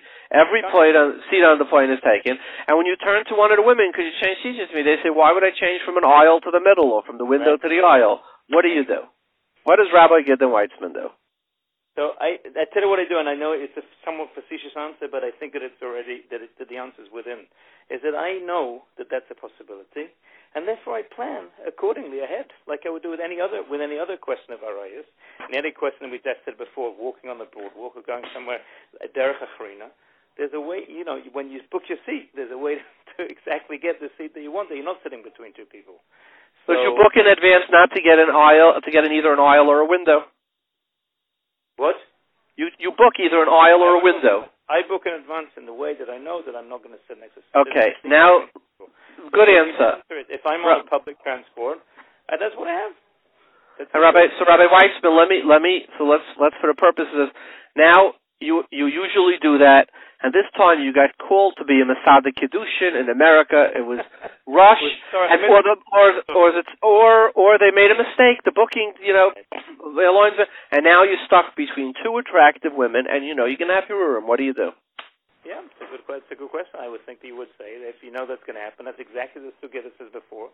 What does a person do that he walks along and he sees the woman washing the clothing? So he would find derech achrina. He would try to find out, and if you don't have any of the achrina, there's the Mishnah Berurah speaks about if you're in a place where people are speaking Lashon Hara, brings that same Sugya, to stick the fingers in your ear, and you can't stick fingers in your ear, then you'll makabel of yourself that you won't listen at all. The person has to have self-control in such a situation if you have absolutely no choice. And then we can say it's so Rabbi Weitzman, if somebody's in this situation and he knows he will have Hirurim, does he have the right to go over to the stewardess and say, look, I refuse to fly here and I'm not leaving unless you give me another seat? Good question. You have to ask a Posek. It would be a good question. But the answer, the airline could also say, I'm sorry, we can't get another seat. If you can't fly, you have to get off. Could also say that. That's theoretically. And theoretically, does a person have a right to, let's say, make, quote unquote, the possibility of a chilul Hashem if he's caught in such a situation, or would his obligation to be, look, if you really feel that you're going to be mahar, get off the plane and book it next time more carefully? What would you say? I don't know if we have any heter to do a chilul Hashem. I think chilul Hashem, it says there's no tshuva, and it doesn't say any pashut that it's mutar to be chilul Hashem, unless in the case, I guess, of arayot. I don't think you can say again. I'm not so convinced this is a din of arayot. If you're not touching, I'm not so convinced that it's the din of arayot.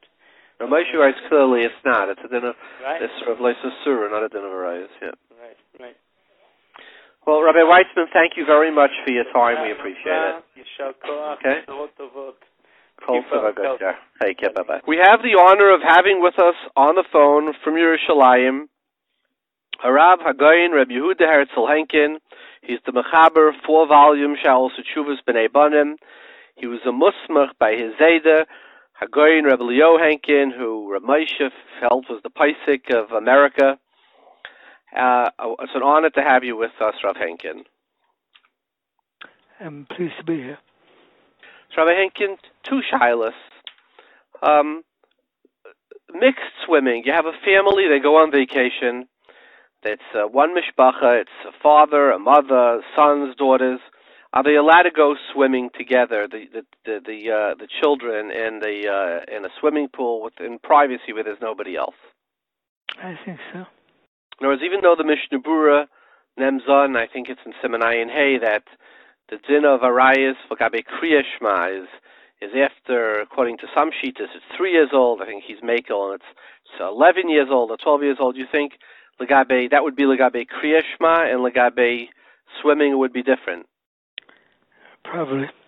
So, Rabbi Henkin, so you think it would be Mutta. Rabbi Henkin, what do you say about, in Eretz Yisroel, there's a big to-do now with El Al about sitting next to a woman on a plane. What's your feeling? A guy gets on a plane, they put him in the middle seat between 2 attractive women. What's he supposed to do? He should have checked where he would sit before he got on the plane. Now, let's say they made a mistake, something got mixed up. You're saying, v'chatchila, a person should beforehand book their seats and try to make sure, even though when you pick a seat, they can only tell you where you're sitting. They don't know you don't necessarily know who you're going to be sitting next to. But at least he should pick an aisle or a window seat. So let's say a guy picks an aisle seat or a window seat, and he sits down, and there's a very attractive woman sitting next to him. And if you fly on planes today, there's very little elbow room, there's very little leg room. And what do you do? What did Rabbi Moshe say about traveling in buses, subways? Are you referring to the tshuva from Rabbi Moshe where he says that on a subway or a bus, he says that it's Avin Ezer Beis Simen Yuzayin. He says it's not derech chiba and it's muta. But Rabbi Moshe is talking about a subway ride. It could be a half an hour. You could always move in the subway. This is 12 hours. I mean, that's a considerable difference, wouldn't you say? Where do you draw the line? I guess the person draws the line where he thinks it's a shayla of lo sasuru, and he knows that sitting next to this person for 12 hours, this could be a real shayla of lo sasuru. So what does he do? If he travels in other, he has a problem. If he travels in other way, he has a problem then. You think it would be a problem? I said once at the Eretz, he has to take a plane fare. It would be a problem, and you should plan prior. Yes. Right. I mean, this is... Okay, do you have any other color you want to give us to either Shiloh about swimming or about flying? Rabbi Hanger, if he thinks it's a Shiloh, would he have to, in effect, deplane and take another flight? Yes. Thank you very much for your time, Rav Henkin. It's an honor to have you on with us. Thank you. Toltov. We have on the phone with us Rabbi Chaim Bar Horowitz, who's originally from London. Today he's the Rosh Chaburah in the Mir Yerushalayim. He's the Rosh of the Nida Chaburah. Welcome, Rabbi Horowitz. Thank you. Thank you for having me. First of all, my opinions don't necessarily reflect that of the Mir Yeshiva. They're mine. Okay. They may reflect many of the Mir Yeshiva, but not necessarily. Okay. So, Rabbi Horowitz, there was recently an incident in Eretz Yisrael in El Al where a gentleman was on an airplane. He was seated next to a woman, maybe between two women, and he refused to, so they delayed the plane for an hour, and subsequently some company came out and they said that they would not fly with El Al anymore if they asked women to move, because they asked the women next to them if they would move, and they didn't want to. So my question to you is, somebody calls you up, somebody who's in your Chaburah, they say, Rabbi Horowitz or Chaim Baruch, we're on a plane, I'm seated next to a woman, What do I do? What would you tell him? Okay, so first of all, it's a situation we've all been in. We're all very familiar with this. Now, there's two distinct issues over here.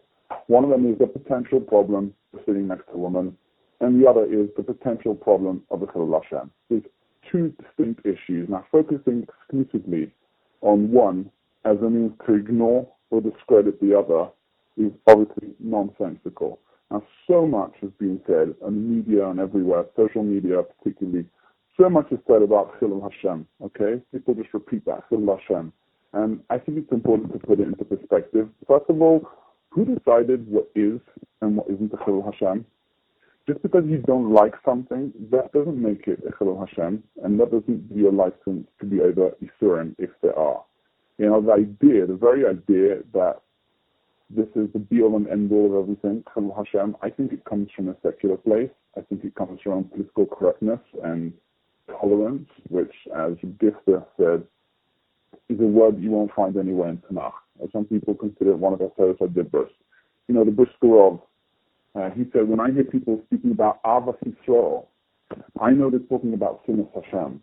He said, Oiva Hashem Sinu Ro. It might sound like an extreme statement, but you won't find any Kehillah called Oive Hashem or something of that kind, but many times you'll find Kehillahs in places called Avas something, like Avas Yisroel, and you can't generalize, but sometimes it's somehow intended to come at the expense of something else. So parroting Chilul Hashem as if there aren't, 612 other mitzvahs is for sure a distorted outlook. When the Chaim would give advice to a new world, he would tell him, remember one thing, V'nikita me Hashem or me Yisroel, in that order. Okay? So, number one, it's a straightforward love in Torah that no one can deny, which, unlike other lavin, are not defined in detail. It's somewhat ambiguous. There's no explicit parameters, which means that it's subjective. Every person has to have his own boundaries, which means that it makes no difference if you can tell me that Shlomo Zalman Oibach sat on the bus next to an old woman. That doesn't make a difference. It's applicable to every person in their specific circumstances, and they have to judge it accordingly. There are Amiroim that used to carry the color on their shoulders. We can't do that nowadays because we're not in Zen Madrega. You can't bring rise from that. So let me give you an example that happened to me, for example, all right? So I'm leaving JFK on a 7-hour flight, and it's an absolutely full flight. Every seat is sold. And I come down the last aboard, and I can see that my seat is between two young women who, let's just say, we'll describe them as poets Mulabala Omed, if that's all right. So I approached the stewardess respectfully, and I said, I'm really sorry to trouble you. Is there any way you can help me? This is my seat. Is there any way I can be reassigned? And in my heart, I'm thinking, it's got to be impossible, because every seat is sold on this flight. And she said, 1 minute, she saw I was respectful, she saw I was decent, she saw I wasn't disparaging. She said, let me see what I can do. She came back a minute later and she said, there's a seat on this plane where the entertainment system is not working. So we can't seat anyone on that seat. But if you don't mind an entertainment system that isn't working, we can put you there. So there I had a Mahadzim and a Mahadzim flight that should be just decent and nice. I'll tell you something else. I took a world trip of 12 different flights, okay, in the space of 40 days. Now, on every flight, you're seated next to either one person or two people. So if you do the math over 12 flights, you'll realize that it is virtually impossible to be seated not next to a woman on one of those flights, okay? I was not seated next to a woman on any one of those 12 flights. What did I do? First of all, I davened the Tefillah of Chaim Belaji. That's number one. And then when I got to the airport, both at check-in and at the gate, I said to the person behind the desk, I said, respectfully, I said, is it possible to check who I'm seated next to? And if relevant, I would ask, if it's not complicated, to be reassigned. There's a lav and in every context it's going to be different. So if someone came to me, as your question was, and asked me advice, so I'd say to them, it's going to depend. First of all, if it's convenient to be reassigned, and you're not going to offend anyone, then for sure go ahead and do it. But if it's not, So, consider your options over here. How serious will it be to sit next to this person? I call you up. I said, I'm seated next to a very attractive woman. There's a shiloh of surach relavavchem. I went to the stewardess. She said, I'm sorry, like this guy's didn't allow. All the seats are taken. Nobody wants to move. Nobody wants your middle seat. What do you do? Right. So, are you giving me a scenario where there are no alternative options? Right. Right. Okay. So here you're faced with a sense of courage, meaning what will be involved in deciding not to take the flight? You can't afford another flight. You have to get there. You might be traveling to a chasna or traveling to yeshiva, etc. You might have to take the flight. In that circumstance, so I had that myself once. Not on these 12 flights. I had it myself. I was seated next to someone, and there was no possibility of reassignment. So I was facing the window. I turned to face the window and pretended to be asleep. And I stayed like that for an hour or so until my neck hurt. And when I turned around, she was gone. I don't know how, but she was gone. I'm not trying to give you a story of Shochet, but in extenuating circumstances, Halacha addresses very, very similar cases. And I would say, shut your eyes, turn aside, take out a sefer. There are other options, but it doesn't mean because there are other options, it's a lechatchila. It's definitely the diavad, and if possible, if you can conveniently reassign yourself, even if it means approaching other people and asking them politely if they don't mind moving somewhere else, then for sure, that's definitely an option that we should recommend. So Rabbi Herz, bottom line is your psak is that if there's a problem of loisasuru, you should politely see if you can get reassigned.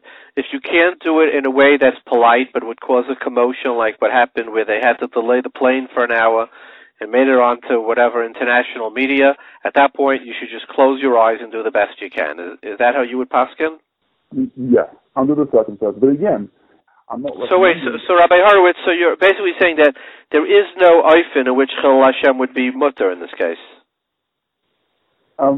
Chil Hashem is not normally necessary, but very often you see people on the flight asking the stewardess if it could be minutes before takeoff to try and help them reassign the seats. And people are like, oh no, here they go again. These people causing us hassle, we're going to make our flight take off late, and it's always the same hurry, they're up to the same nonsense. And I just think that they should be respectful. If they're asking in a nice way, then other people should be respectful of showing my Torah and mitzvahs, doing what they need to do.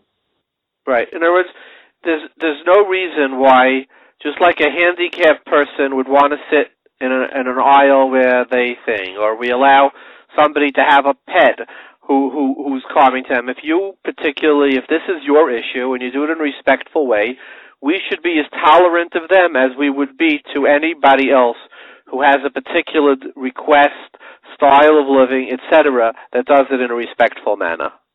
100%.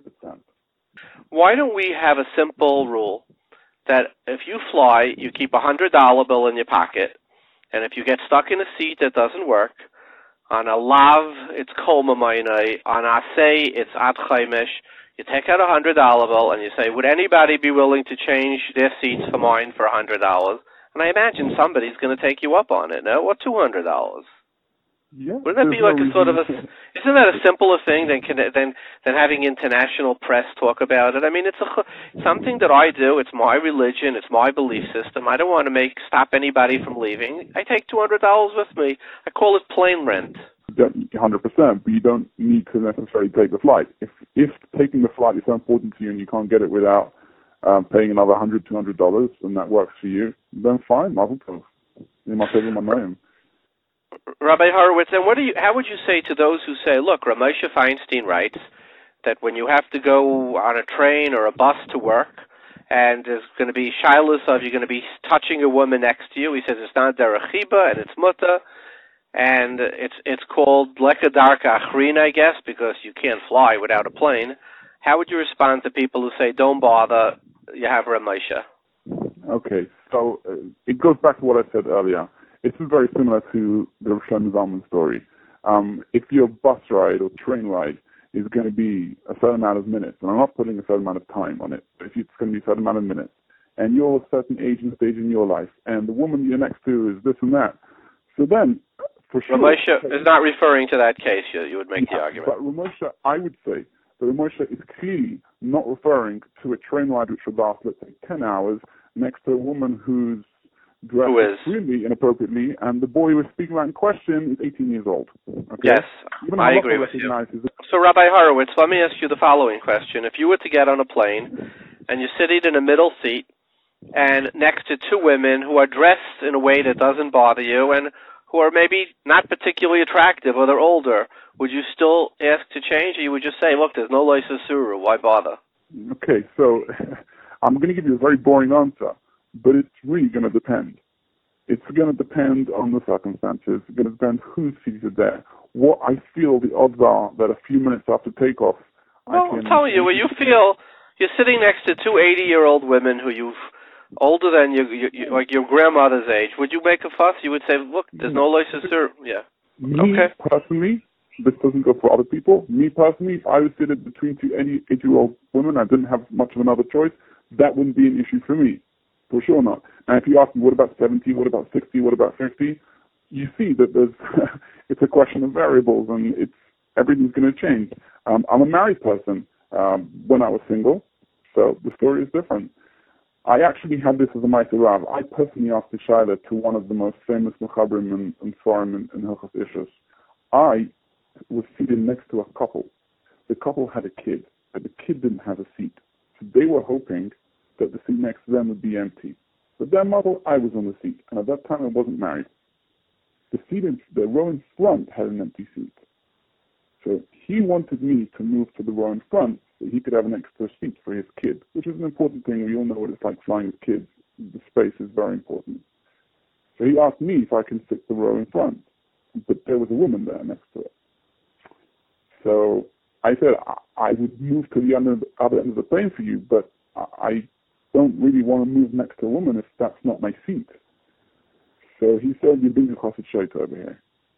Who said that? The guy traveling next to me, from fellow, with a kid, he said to me, the fact that you're telling me that you won't change your seat to sit next to the woman in front of it because it's a woman, you're being a chassid shaita. I disagree. Not if it was an attractive woman. He said to me, when you arrive, I want you to ask a shaila. I said, from who? He said, I'm not fussy. Ask a Chaburah of the shaila. So I asked one of the most respected names, one of the most respected Mechabrim in Hilchos Ishus.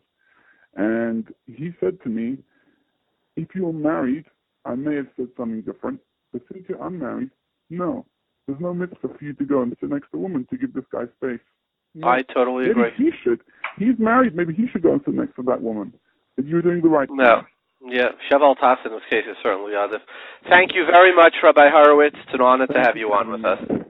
Kol Tov, a good year. Bye-bye. We have on the phone with us from Williamsburg in Brooklyn, Reb Shimon Zaideh, who's a famous visionitza, a Mohel, cipher who travels around the world. Welcome, Reb Zaideh.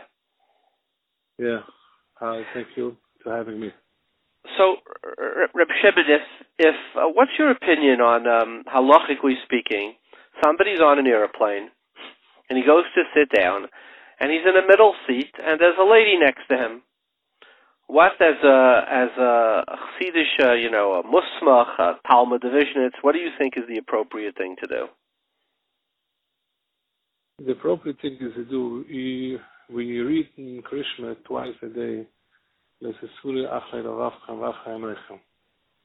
meaning that everything that could bring a person to attraction or to taivas, even not lemaise, there is a love in the Torah to watch yourself, not to look and not to stay away from any attractions from women. And this what we grow up from, literally from small kids. That's what we teach our kids, our bocharim, not to look on women, not to look on girls.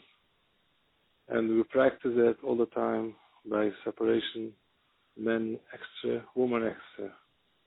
And now we get on the plane because they have no choice. You have to get whatever you need to get to. And the settlement between two women, it could happen even that the woman next is not from. She could be naked or everything. So it's totally different, and what we was raised on. So Reb Shimon, what would you say, Reb Shimon, if it was an Isha Zakena, what would you say? Not unlike Taisa says in Zaideh, if it's they used to take a Koyin Zakin to pick up the Zaideh's hand, because they say a Koyin Zakin, if it was an Isha, not a woman, there was no attraction. Would you say the same thing or no? I mean, I'm saying and you look at this woman and you say, trust me, there's no loisa surach or lavachem v'achrei nechem here. What would you say then? Yeah, no, but the Chachamim, the Gemara said it's no difference. We did low click between old and young, so we can't just make. Wait. But Rav Shimon, respectfully, if you're talking about an is of kurva larayis or negia, you could say there's or derech chiba. Halachically, there's no difference, but in the loisa surach or lavavchem v'achrei nechem, there is a difference. If it's not goyrim anything.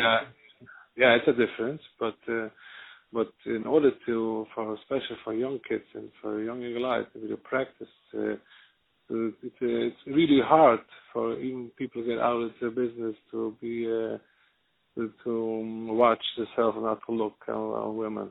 Well, but if it's an old ugly woman, what would you do then? Yeah, Lalacha is not a Eretz. Yeah, so my question is a different thing. Usually when you book a ticket, one of the questions they ask, a male or female. What a difference do you need to know if I'm a male or female?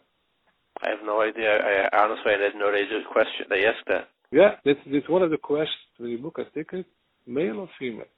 So if they know the answer, so they know who the males or female. So especially Lal, they also say, why couldn't they help out the Hasidic people, especially the young people, where we train them, and we practice all the time to stay away. It's a law, one of the 365 law in the Torah,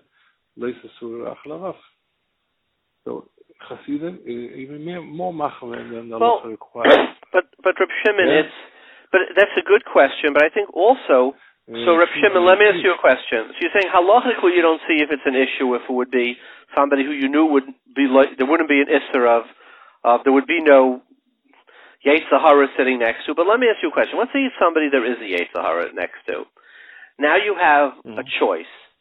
You could make a big fuss, and which could cause, like we see in the newspapers, it could be Geirim L'chil Lashem, which is a Isser Chamer also. Right? Yeah, that's okay. So what would you advise? As you have two different isurim. You have Chil Hashem, which is a problem of Eidin Ischaper Ela B'misa. You have Surach Levavchem Ve'Achrei Nechem, which is the Rambam in Kedusha puts Arayis and Amachalos Asuris in Sefer Kedusha as the two things that Kedusha is totally in. How do you deal with this sort of the steer of the two things coming together here? Okay, that's my personal meaning that Chil Hashem is maybe worse, but I could understand people raised on this way. They feel that's very hard, very, very hard for them. So I can't judge them actually. You're right, maybe Chil Hashem is worse, but we can't judge these people, especially the young boys. They are raised on this way. That's the most hard thing. I'm not judging them. Hello, Rabbi Shimon. I'm not interested in judging people. Only the Rabbi Sholom judges people. I'm interested in you. If you would advise somebody comes to you, he says to you, I'm about to fly. I was not able to pick my seat, or I don't know who's going to be sitting next to me. And what do I do, Rabbi Shimon, if there's a woman next to me? So what do I do if she's not attractive? What do I do if she is attractive? If she's not attractive, you say halachically there may not be a problem. So, and what do you say if she is attractive? Do I go over? Do I make a big fuss? Do I stop the plane from leaving? He's not asking you. We're not judging anybody. We're asking you what would be the protocol that you would have said. What you would say. My personal opinion would be to go nicely to ask to change, but if not, I wouldn't make a fuss. No, Chil Hashem is definitely worse. And that. So let me ask you a question. I'm going to push you, Reb Shimon. And I asked the same Rav before me too. You go on a plane, you go over to the stewardess, and you say, I really want to move. She says, I'm sorry, there's no open seats. You have a middle seat. Nobody wants to change from the middle seat, okay? Now, you're sitting next to somebody, and it's an attractive person, okay? You got unlucky. So on one hand, you say, well, I'm not allowed to make a chilul Hashem. On the other hand, there's an isser of leisasur, chilul v'achem v'achreinechem. What do I do then? Yeah, it's a problem. I mean, you get off the plane. What would you? I'm asking you. The guy calls you up from the plane. He says, "Reb Shimon, there's a Miss America is sitting next to me. I'm in the middle seat. They don't want me to move. What do I do? What would you paskin?" Well, that's usually this question too hard for me to paskin. So I don't know. Okay, I agree with. I mean, and I'll tell you another thing that I would do. If you're interested, I would carry with me $100 bill, and I would, if I'm an LL and I want to change, I don't want to change. You say, look, does anybody want to change for $100? I think somebody will change. And if you're afraid you're going to be over a lav, it says for a lav kolmamoine, kavachaymer, $100. Maybe that's an eight. So you tell everybody who's travel, if he's a real Yerushalayim, take $100 in your pocket. If it comes for $100, somebody will voluntarily change. Isn't that a good eitzah? Yeah, very good. Agree. Even $200. Yeah. There's always an amount that people are going to be able to change. Yeah. Okay. Thank you very much for your time, okay? Okay. All the best. Kol tov HaGoter. We'll be speaking about minyan on vacation. This is a serious discussion. There is a machlokes hapaiskim. Rav Shlomo Zalman said you shouldn't go. Rav Zalman Nechemia Goldberg said you shouldn't go. But Kadmain, much earlier ones, the Yad Elio says you're allowed to. And I'll tell you two stories. And we will post Mara Makayim as those who are for and those who are against. I will just tell you two stories before we go to our guest. And that is, and I heard this from Moshe Shapiro when he stayed at my house. I heard it from him, and he said he heard it from Rav Hutner. Other people said they heard it from Zelig Epstein, but it is a famous story.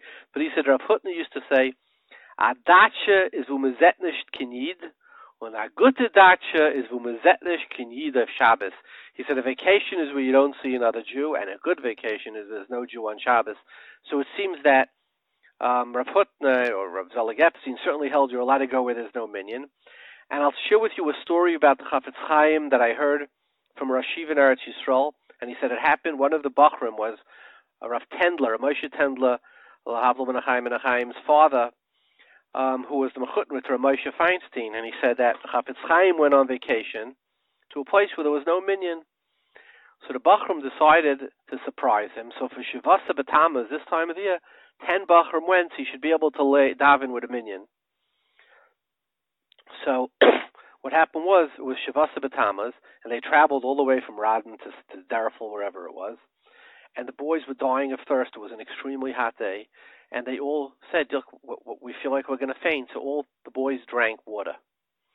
And when they came to the Chafetz Chaim said we should lay in Vayachal. He was very happy to see him. They said we can't lay in Vayachal because we broke our fast.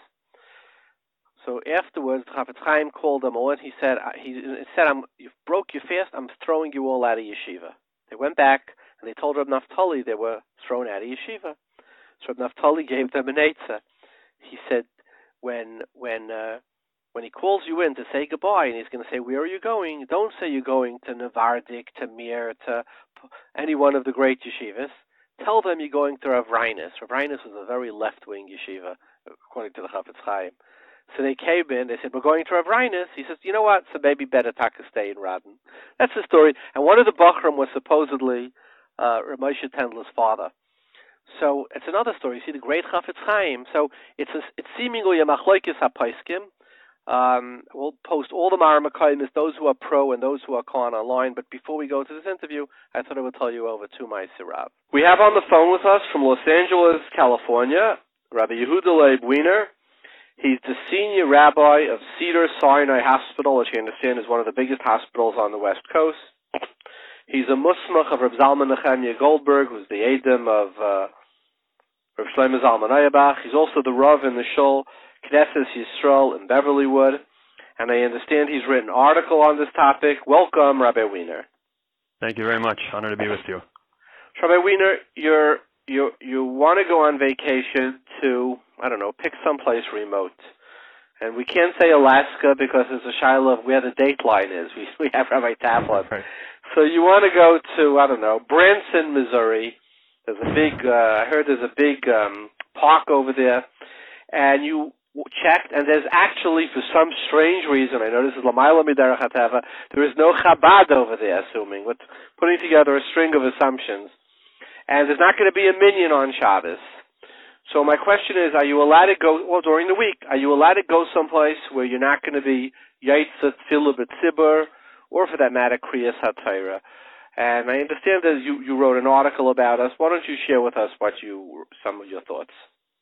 Sure. I mean, the main point in the article that I wrote was a slightly different issue, that we could talk about that as well, which is, davening with the minyan on the airplane, if there is a minyan that wants to gather on the plane.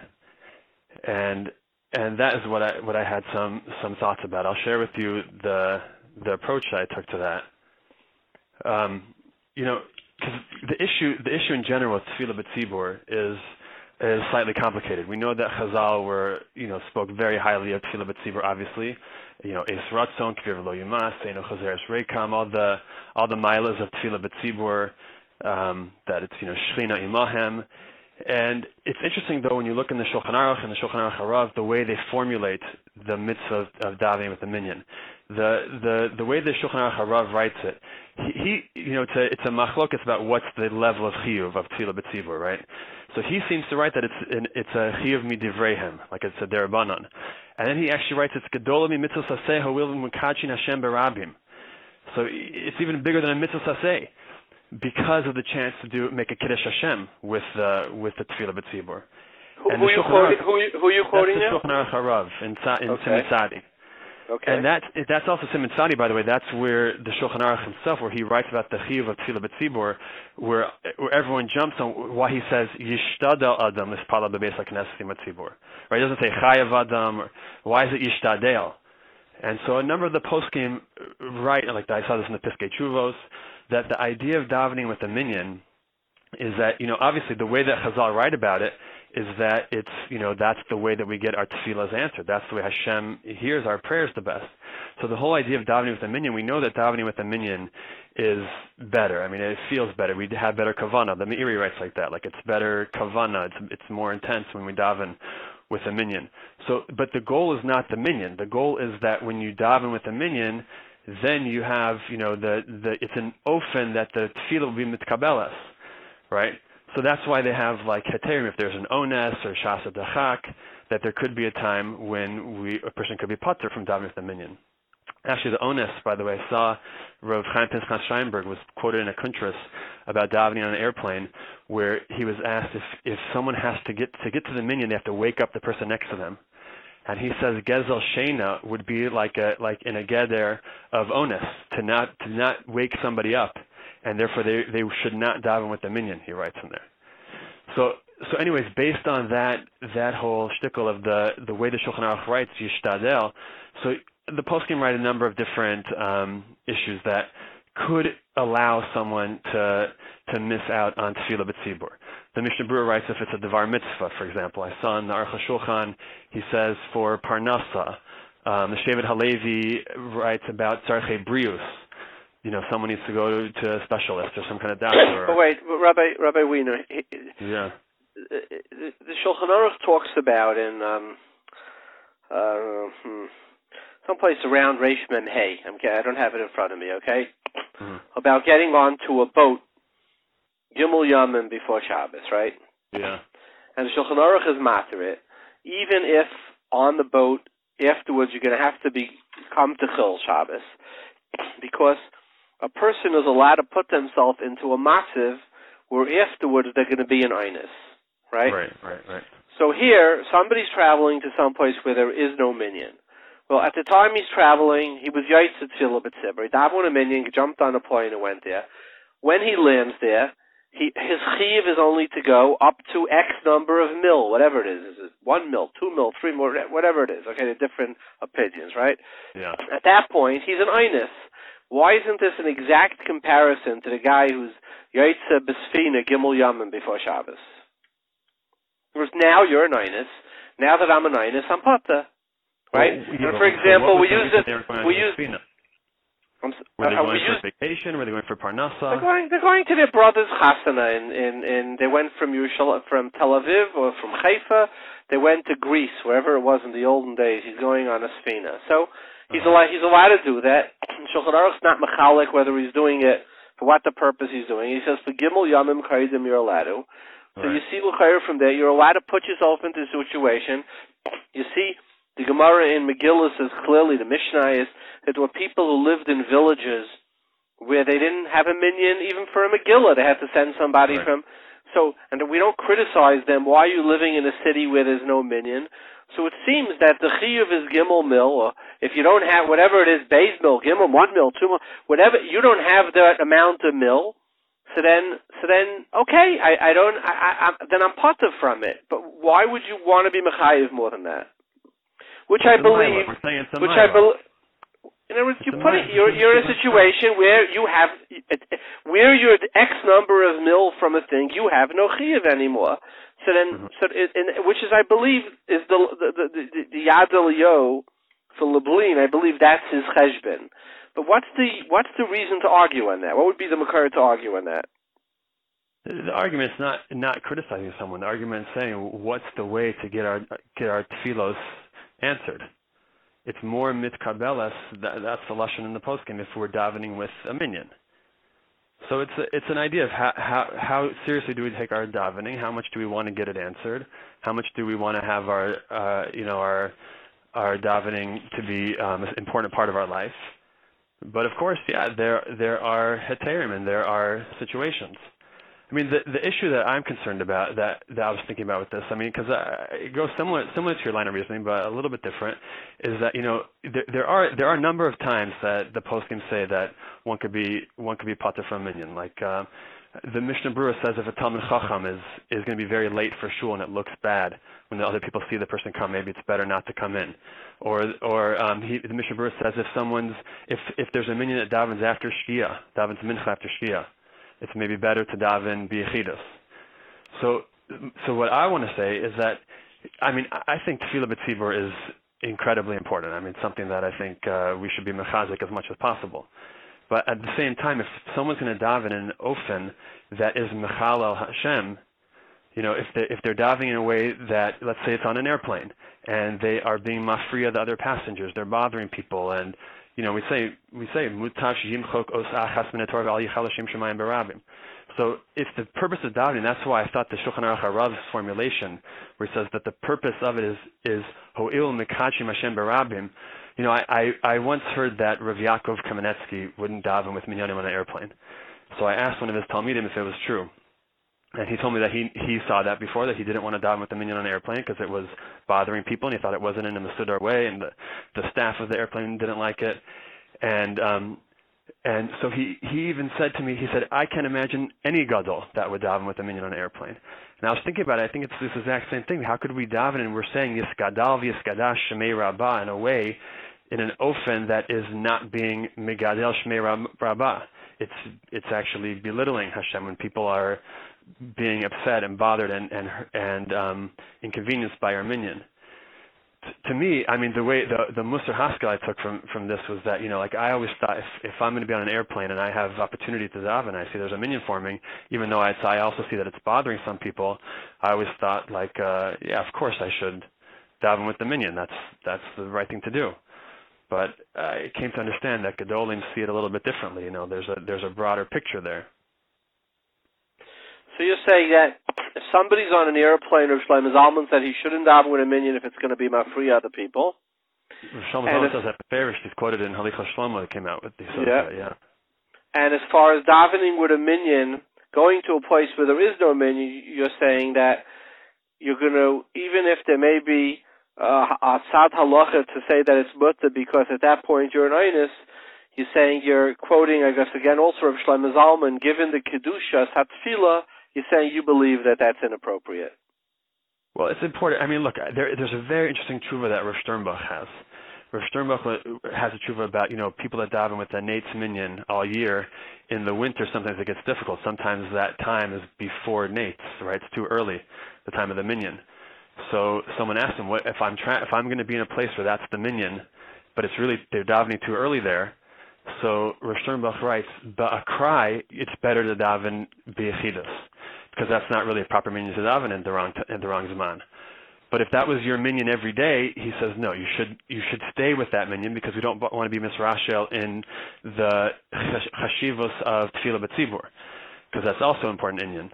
So there is, you see from that there is an inyan of akrai also. Like sometimes if something has to happen and it's for one day or a couple of days, it's not the same as something that happens on a regular basis. Now you mentioned Rav Sternbach in Shuvas van Haggis in Chelik Beisim and Samach Gimel. He says he seems to say that the Ikara dinner would be mutter, and he says, and because of this, there were Kamet Tzadikim that used to go to Mekaymis where there was no minyan that bothered them, and therefore he said they were able to serve Hashem even better, or afterwards with Menucha Shleima. But he says, who's to decide? He says, not everybody can make that decision that maybe this vacation is the type of thing I need so that I could serve Hashem better. Right. I mean, you see that here in California, we have like in Palm Springs, the Hasidic Rebbes come, the Satmar and the Munkacher come out for the nice weather. So they bring a minyan with them, obviously. But sometimes people are told, we see in the Posek at Tzarchei Brius, Heter for davening b'yechidus. I mean, I could theoretically see someone saying, like, if my doctor tells me that in the winter I need to be in Palm Springs or something, obviously if that's going to be where you're going to move and you're going to be there for the whole winter, you should move to a place where there's a minyan nearby. But if it was something like a couple of days that I needed to just get out of the snow or something, theoretically I guess you could go along those lines. Okay, so basically you're saying, I think Rav Sternbach seems to, I don't want to put words in his mouth, if somebody has to do it for brius or for a particular thing, then maybe on a short-term basis it's acceptable, certainly if it will allow him to serve Hashem better when he's done, but certainly to do it on a more permanent basis would be asa, because you're saying even though tefillah b'tzibur is only Rabbanan, you quoted from Rav Shlomo Zalman, since there's a Kiddush Hashem and there's a Heshmi Rabbah, etc., it's better not to do it. Is that our takeaway? Right. Rav Sternbach also writes there in that tshuva that if someone is going to daven by themselves, they should be ishtadel lechavin tefillah so biyachid shekavana tefillah. They should have an extra kavana and kavana gemura.